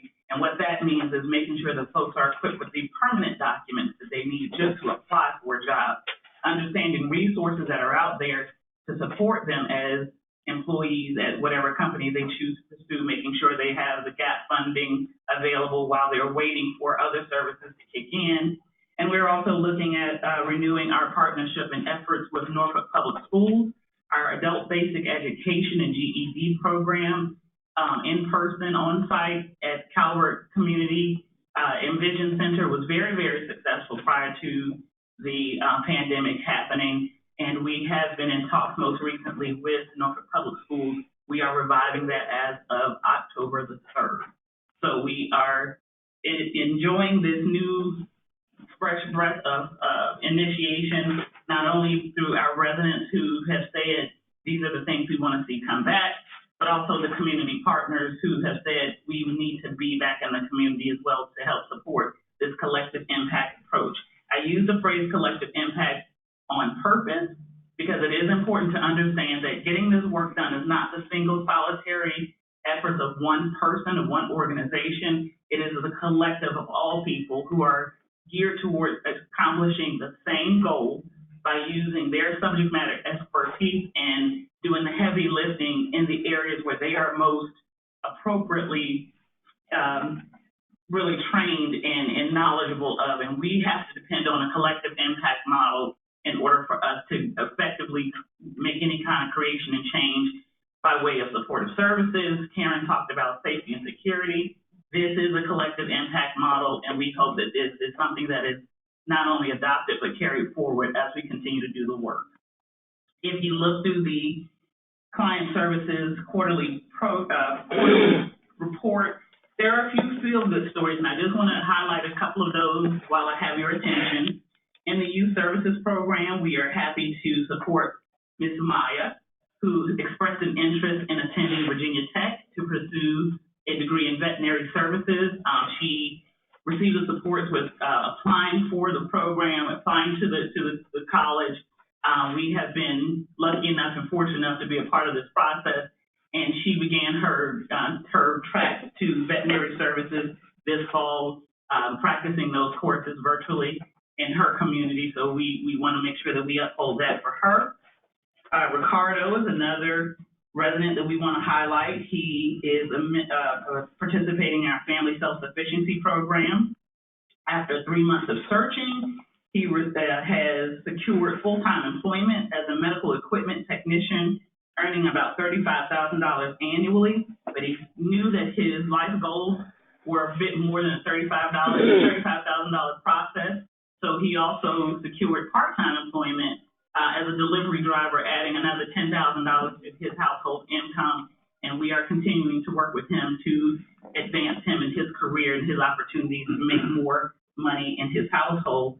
And lastly, I will tell you about Julia. Julia is actually a participant also in our FSS program, Family Self-Sufficiency. she entered into the Mid-Atlantic Maritime Academy Merchant Marine Program. And based on her previous assignments, the training that she has sought, and the opportunities that she has taken advantage of, she is now in the $80,000 category in her income and has about $8,000 saved up in her escrow account through FSS that is going to allow her to use that towards a down payment on the new home she is currently pursuing. So with those updates, I will pause for any questions or comments. I'm really impressed with the family self-sufficiency numbers now. Well done, because we all know this program these are good numbers. Absolutely. We are very, very happy that that program has been a mainstay in our toolkit for a while, and we hope that this is something we can look forward to continue to offer our residents. I got a question on the home. Who's in charge of that department? Home, the home program of family self-sufficiency. The home program means Home ownership? Yeah. That is, the manager of that department is LaShawn Ford. Is that under your? No, that's actually under Mr. Clark. Mr. Clark, okay. Will he speak today, Ron? Mr. Clark? No, he's not playing. Well, we have a young lady that, I was at the church and they announced who I was. And, she was in the program. And, she had she purchased a house in NRJ helped her along the way. And, she had a house on it. NRJ really walked her hand in hand, but the ball dropped. And the reason I'm saying this is, in the future, we'll make sure that, as the agency, we walk with the residents, because she had a whole big ado for NRHA to come to her house home. She had catering company and everything. And no one showed up at her house from that. And Mr. Clark talked to her and we're going to do something for her. But she was very happy. She said no one in the world would help her. And I just helped her. Her family came to my town. And that's some stories we need to hear. Yeah, we hear everything badly about the I know. agency. Yeah. But the good thing I think we need to have in the future to follow up with them even after a year to make sure they're okay. But she was so excited. She's from Young Terry. Her children, she has a son, and everything worked out for her. But she was excited about it. She had to come and spend her own money to make sure her arm read for her house should have been her family, but it was in our staff. So in the future, hopefully we can get that and make sure that we have somebody to follow up within a year. She's very happy. She has to tell a story to everybody. She wants to thank everybody. So I think that's something we may need to. Well, we are in the process. We're going to work with LaShawn, and we have a public relations consultant that's working with us to sort of highlight those success stories. So yeah, we are following up with that, and we're going to about what you want to tell their story. To the end. Yes, and, we are. At that time, the coach that no one came up, so we'll follow them. Yes. Yeah. Okay. Thank you. Thank you, Kim. Starting on page 58, there are the Communication and Government Relations list for you, and you can see what was negative, positive, neutral, those kinds of things. So I'll go ahead and jump on, starting on page 60 and ask Mr. Jackson to come forward. Good morning again. Pull up my,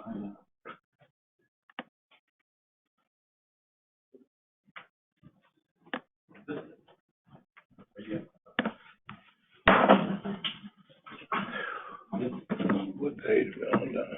yeah, So it's on page 60.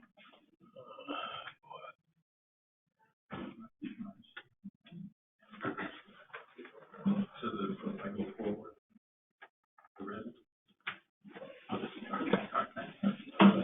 Okay, what I wanted to do today was to give the commissioners an overview, especially the new commissioners, an overview of our strategic planning process, the retreat.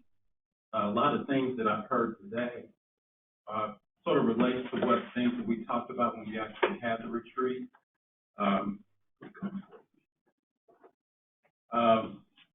So back in May, we did actually have a retreat.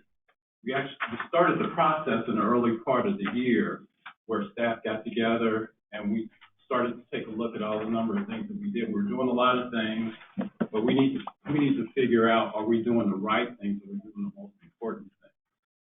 So that was the reason why we had the retreat. We met with the board to sort of get their input on that, where we needed to go, where we need to commit resources in terms of staff and funds and things like that. So from the retreat, we got, like I said, we got some direction from the board. The purpose of it today is just to give, really it's benefit the new commissioners, but also to sort of do a review for our current commissioners, because it's been since May. We really haven't taken the opportunity to engage the board on what our next steps are. And really the importance of, for you all that may not be from having gone through the process, the importance of having a strategic plan is like I said, you heard today, there's a lot of things that are expected of the housing authority. I mean, there's a whole host of things that we can do. We can pretty much do anything. We just can't do everything. So what we need to do is to figure out what are the most important things that we need to address. And, I think you think of any successful company, whether they're private or public, they certainly don't wake up each day and figure out what they're going to do, where they're going to commit their resources.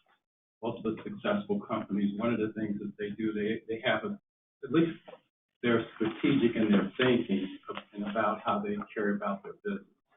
Most of them do document it and having a strategic plan.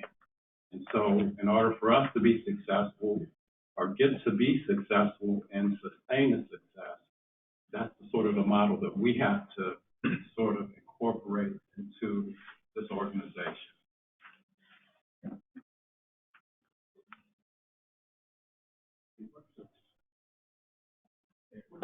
Okay, so as a part of the strategic planning process, these are the things we want to take a look at. Take a look at the external situation, things that, for the most part, are beyond our control, and we take a look at the internal situation, and then at the end, we talk about the implications of the base case, being that if you continue operating as you are, where are you going to wind up? Okay. And in the external situation, we're just going to take a look at these few items, and I'm just not going to concentrate on them. But the most important thing, a lot of things that we talked about, and if you recall the conversations that we had, we were talking about the CNI project, and a lot of questions from the members were, essentially, no one asked about the size of the bedroom, how the kitchen was going to look, and things like that. What they asked were quality of life issues for the residents, how the streets, the safety issues, the food, where we're going to have access to food, the transportation. Those are all things that enhance the quality of life of the residents. So when we look at this logic model here, and it talks about the initial, immediate, and ultimate outcomes, these are the things, when I talk about, I think the most important things for this organization as a housing authority, these are the most important things that we should all be aiming toward as an organization, either directly or indirectly when it comes to the outcomes that our residents should experience while they're in our care. And so just to touch on some of those things, as housing affordability increased, health well-being improved, academic performance, graduation increased, life expectancy. So if we're meeting all those targets, those are some of the outcomes that we should see that our residents experience. And that's why it's really important that we as an organization make sure that we're focused on those things. We may not be the sole contributing factor, but we have to play a very significant part, especially with the residents being primarily within our care. So this is, of all the slides that I talk about, this one is probably the most important one. We just have to make sure, you as a board, to make sure that we are committing our resources to achieving these aims for our residents. And going over the external situation, like I said, with the strategic plan, you want to talk about the things that you may not have very, very much control over. So that's the external situation. One of the things is that we understand in the city of Norfolk there's a need for affordable housing. There was think it's a joint legislative committee, with the, state of Virginia, they determined that there was about 12,300 units of unmet affordable housing units in the city of Norfolk. They also looked at, I'll go to the next slide. They also looked at primarily the entire state. And within the Hampton Roads area, you have Norfolk that has about a little over 12,000. Virginia Beach has close to 11,000, and Newport News combined is about 31,000 unmet housing needs. And essentially, what that's saying, it's saying you don't need 31,000 additional units, or for Norfolk, like 12,000. Basically, what they're saying is that people are living in housing, but they're paying a lot more for housing. They're paying more than 30% housing. So by that definition, it's not really affordable. That does include some additional units, but primarily that's what it's talking about. And this is a further indicate that out of all the areas where you talk about housing cost burden, what that means is that families are paying more than 30% of their income toward housing. And if you go back to that first slide that talked about the sort of the outcomes, the positive outcomes that families have experienced, so the inverse happens too. So when people are paying more for housing, that means there's less money for food, there's less money for transportation. They probably experiencing some of the negative outcomes when it comes to health and safety. I know we've been talking a lot about crime and the things that happen in our community. If you trace back to a lot of these people, even some of these perpetrators in crime, I bet you they come from families that have experienced things like being in situations where, you know, their family was not, their affordable housing needs weren't met, and they had other indications. There's always, when you talk about, you know, from graduation, the pipeline from, you know, from poverty to prison, and you start talking about poverty and graduation and things like that. There's a direct correlation there. So it's really important that we, as a housing authority, that we understand the areas that we're in and how we are dealing with that. And then the second part of that, just from our own experience, we have about 22,000 people on our wait list that, like I said before, they're in housing. It's just that they're not in affordable housing. And it's also a question of whether or not it's quality affordable housing. So that in itself is an indication that we, as a housing authority, really can't do everything to address the unmet housing needs in the area that we're supposed to service. So that's one thing that we have to keep in mind when we examine external situations. You have to point to the door. Where is it? It's over there. Oh, it's over here. Okay. There. All right. Okay. Another thing is housing choice voucher. That's, you know, we've had problems there. We have, and I'm just going to go through these pretty quickly. Currently, with people who get a voucher, it's taking them a little over 2 months to be able to find housing. We currently have 361 voucher holders that are out looking for housing. And that's despite, and you look at the last two bullets here, that's despite the source of income discrimination laws that are on the book. And that's also despite the incentives that are available for landlords to accept housing choice vouchers.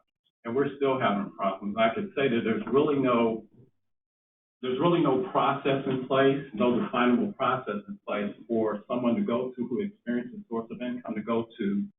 And for example, they send out testers to see if that landlord is actually violating the law.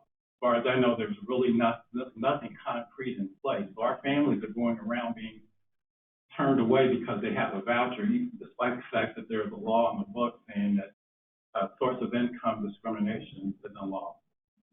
So all of that's contributing to our residents who have a voucher, who qualify for a voucher, are spending 2 or 3 months looking for housing. So, you know, that's another thing that we need. that's not within our control, but that's something the city and the state, you know, has to really start advocating and promote. And I mean, we're looking, you know, it's one thing to look for, you know, incentives and things like that, but if, you know, if the law's on the books, residents aren't, you know, they're being turned away because they, you know, they have a voucher, then there needs to be some enforcement along that. Otherwise, it's going to continue to grow. We're going to continue to see more people with vouchers looking for housing and not being successful in being able to obtain that housing. Another external thing that we looked at when we started talking about what is our role as a housing authority. Traditionally, the housing authority took on the role of neighborhood development acquisition, creating, preserving affordable housing. We would get a bulk of the funding from the city in terms of the CDBG and home funds. Over the past couple of years, the city has taken it upon themselves to stand up a sort of similar department for housing and community development. And what that's meant for the housing authority is, you can see this is the level of funding, which pretty much dictates the level of activity that the housing authority did in terms of, you know, property acquisition, property rehabilitation for low to moderate income families. You can see how the funding has gone to the point where we get very minimal funding from the city to do those activities, and that's primarily because the city has started a similar housing and community development department. What that means for us is that just says that, well, what should we be doing going forward? I mean, we were staffed 10 years ago to be able to take care of the property acquisition, homeowner program, really a robust homeownership program and rehabilitation program. We don't do that anymore, but and I'll talk about it more of the internal situation. We're still staffed as if we were, so that's a problem within itself. Another external situation that we have to deal with is just the transition of funding from HUD. I know there's been a lot of talk about, you know, our current public housing portfolio, and, you know, what are we doing to address that? One of the things that we know that HUD has shifted their funding from more public housing platform to Section 8, whether it's project-based or tenant-based. Another thing is that, you know, the funding that we get to operate public housing, even though we do a formula that says, okay, the formula generates that, hey, you should get $1 from the HUD formula, but they only give you 90 cents or 95%, and we have to figure out what to do with the rest of it, even though it says that you need that $1 to run those projects. So that's one challenge that we face with the HUD funding. Also, we talked about, and I think there was a question posed to Steve about the upkeep of the public housing. I think, Raytron, you asked that. We get we don't get enough funding to do everything. So we have to be really strategic in what we do. And so being cognizant of that and being cognizant of the fact that HUD is moving away from continuing to fund the public housing platform properties, we have to figure out, well, what is our strategy going forward? We still have close to 3,000 public housing units. So what do we need to do? We realize that the funding is decreasing to be able to operate those, to be able to maintain them, the compliance, the staffing, and oversight, as well as the funding to be able to maintain the project.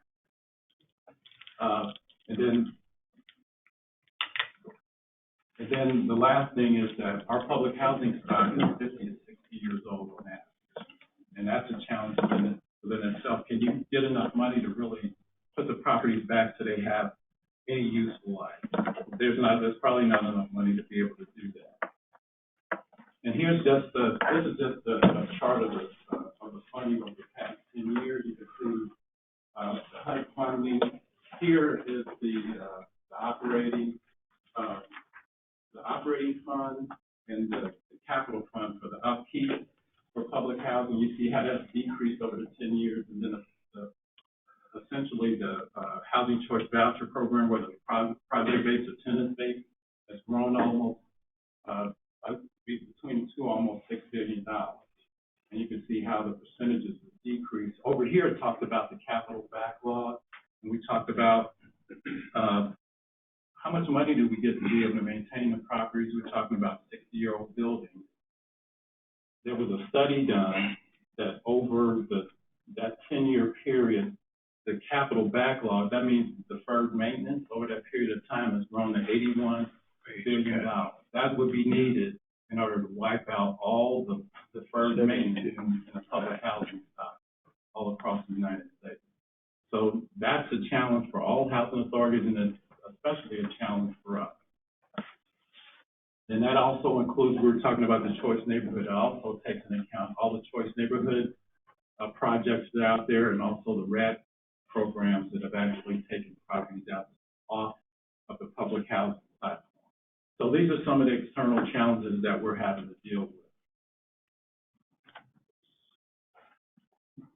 And that concludes in talking about the external situation. So what does the internal situation look like in terms of how are we postured as a housing authority?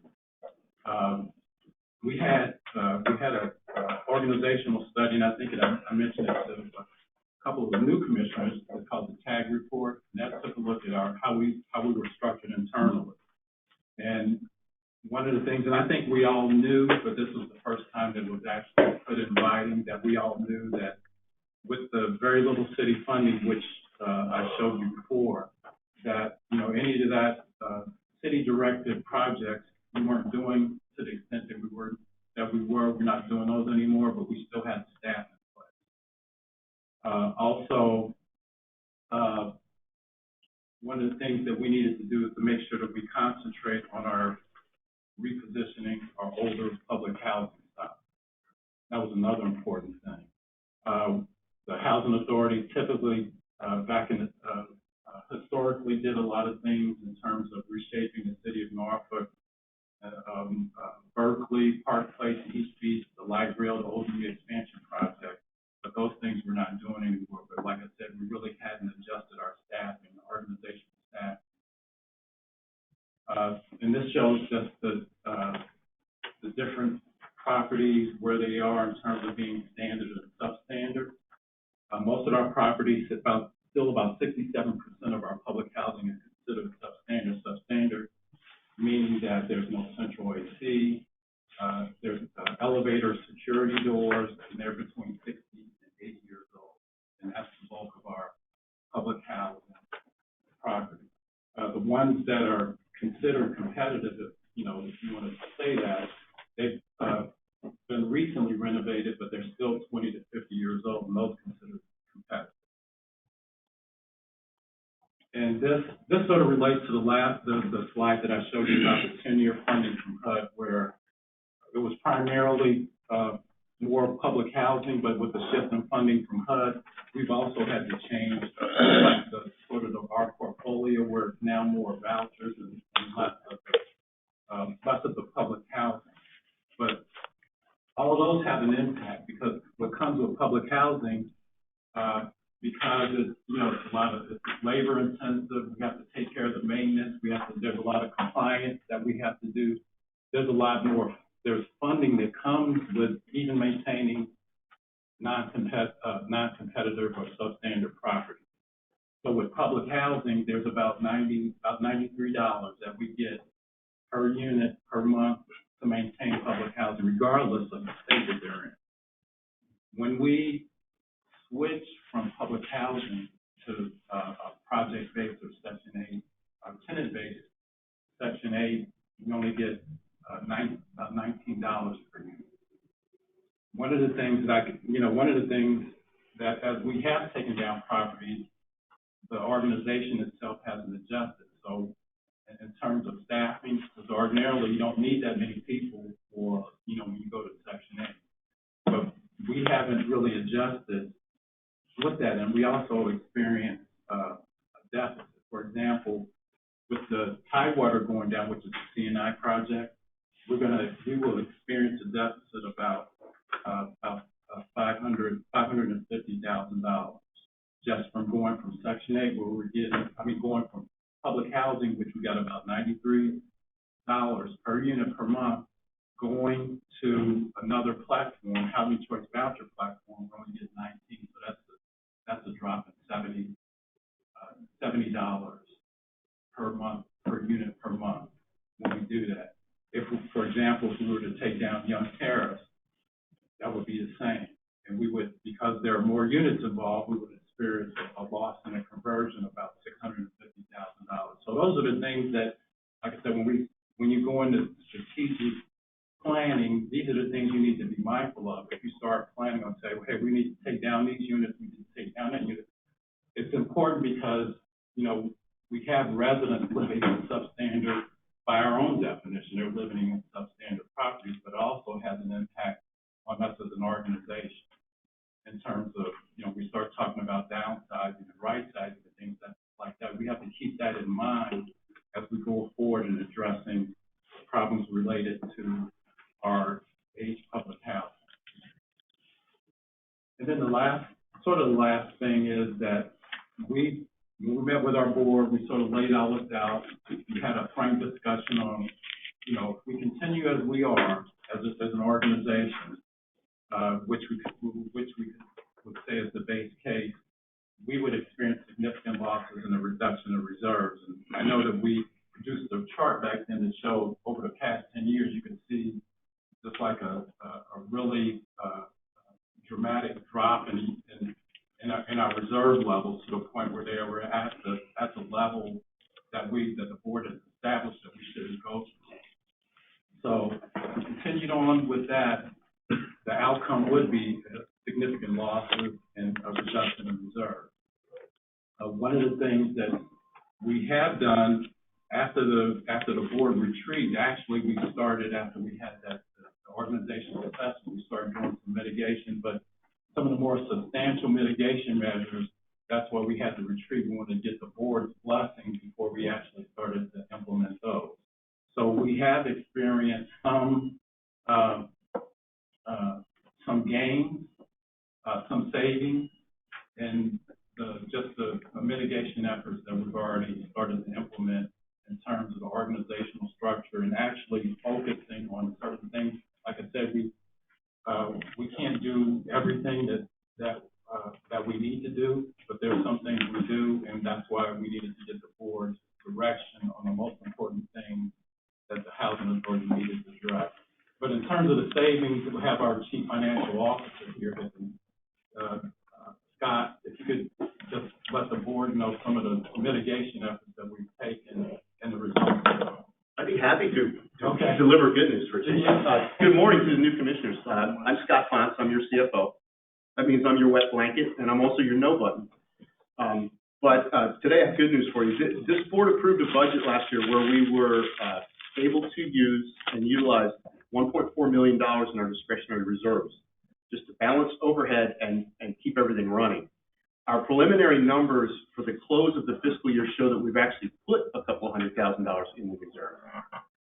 This was due to, and we'll go into this in much greater detail as we go on because the property names won't be familiar to you, but we have a couple of privately managed properties which performed a lot better than their budgets indicated they would. And the mitigation efforts on vacancy management saved us about $600,000 over the past year.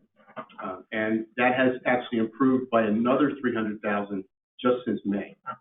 So we're making great strides towards the outcomes that led to the news article never happening, which is kind of the point we were trying to make was we're telling you that there's a potential here, and we're also telling you we're doing something about it, and we're being successful. Yeah. So I know we'll talk a lot later on, but I just wanted to deliver that news on the unaudited financials. So there are a number of things that we're doing, and I know there was a question about, people leaving the organization. We're dealing with that by which we're going to do anyway. We're redesigning positions so that they can take on more responsibility, not necessarily always having to bring another person on because there's some of the other mitigation strategies are looking at how we're utilizing the technology that we have in place. Those things like that, so we don't necessarily need an entire new person to come in, but if we utilize technology properly, there really wouldn't be a need to have a whole person come back, where we just redesign the positions that we have to take on more responsibilities, but those jobs can be carried out more efficiently when we utilize the technology that we have. So there's a number of things that we've done that will actually impact our bottom line going forward. When we had the retreat, we had a facilitator that helped us not only at the retreat, but also when we started getting the information together to do the presentation for the board. And that, Matt Breitenberg is here with Straight Path. He's in the back there with Straight Path Management, and he really sort of helped us at the beginning of the process when we did the retreat. And really, he's helped in terms of sort of the discussions from the board and getting down to what are the most important things. So what we're going to do at this point, because some of the mitigation efforts and some of the things that we're doing, some of the other more sensitive things that we're having to deal with, we'd like to be able to discuss with the board in a closed session. It shouldn't take that long, but we wanted to have that, give you all that opportunity to do that, and also have, like I said, our current board members or our incumbent board members, that they can, so, you know, being refreshed, but for our new board members, if there's anything that y'all want to, you want to chime in on as related to what you've seen. I know it was a really short, I mean, we took a whole day to go over the slides I just went through. So, and then the second day, we actually had discussion with the board. So, but we wanted to afford you all as new members an opportunity and also with the next steps being that we hope that we can come back in October with sort of a refined plan around goals, and we actually have come to the board so they can adopt the goals going forward with the implementation. And accompanying that piece, Ron, Yeah. I mean, I think it would be good, it would be important to see where we as commissioners fit into that, you know, what our goals yeah, are. I'm glad you mentioned that. And how we can help. And Well, I'm glad you mentioned that. specifically, there's a lot of work to do. Yeah. And Yeah, I'm glad you mentioned that, because one of the things before the new commissioners came, we actually had committees. We had about, I think it was 4 or 5. We had development, budget, finance, housing and safety, and housing choice voucher committee. But with the new goals, there may be some reformulating of the committees so they tie into the goals that we're trying to achieve for the strategic plan. We'll still be able to report out some of our, our actual program activity. There'll still be coverage for like C&I, anything related to repositioning, also with safety. They'll still be a part, but those will be incorporated into the goals that we have going forward that we want to address. And so we'll have committees formed around them, and so it'll be a natural fit that they will report out to those. And that way we can keep the board members engaged with the goals going forward for the strategic plan. All right, thank you. Okay. I think our next step is the closed session. Yes, sir. Resolution convening a closed session on September 15th, 2002. Be it resolved that the authority will convene in a closed meeting pursuant to the Virginia Freedom of Information Act as amended, the Act, to discuss the following matters which are specifically exempted from public disclosure by the code section referred to below. Number 1, personnel matters involving the assignment, appointment, promotion, demotion, performance, salaries, or resignation of employees of the authority as authorized by Section 2.2-3711A1 of the Act. Number 2, consultation with the authority's legal counsel regarding probable or actual litigation requiring the provision of legal advice by counsel as authorized by Section 2.2-3711A7 of the Act. May I have a motion, please? So moved. Second. Thank you. Mr. Albert? Aye. Ms. Puryear? Aye. Ms. Harrington? Mr. White? Aye. Ms. Chudzinski? Aye. Mr. Komorek? Aye. Mr. Mustachio? Aye. We're now into a session. Please no discussion amongst yourself about NRHA business. We will take a short We break. take about 5 minutes for bathroom, whatever you need to do. Again, we're any business whatsoever.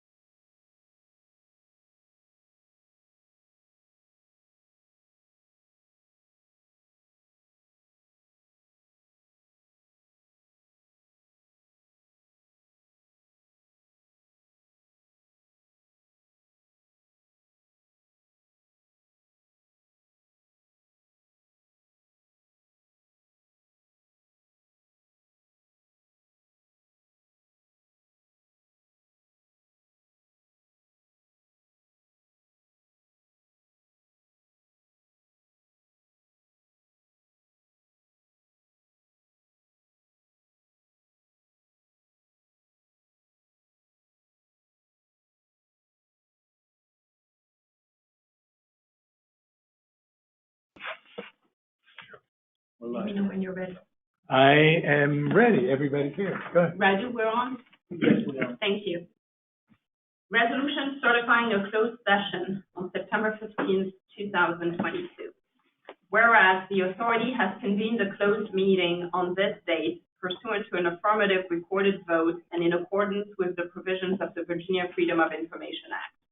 And whereas Section 2.2-3712D of the 1950 Code of Virginia, as amended, requires a certification by this authority that such closed meeting was conducted in conformity with Virginia law.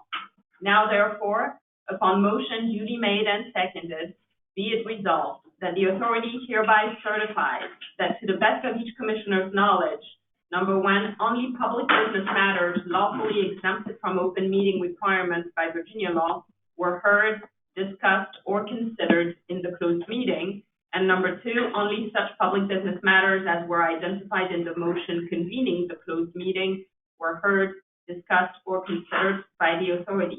May I have a motion, please? So moved. Second. Mr. Albert? Aye. Ms. Arrington? Aye. Mr. White? Aye. Ms. Jasinski? Aye. Mr. Komarak? Aye. Mr. Musacchio? Aye. Thank you. All right. Gobblers out. Just to check, is there anyone in the hallway?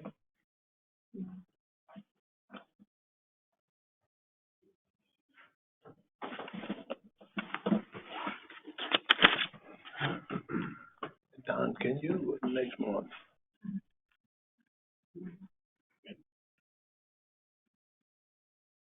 No one is in the hallway at this time. And anyone on session?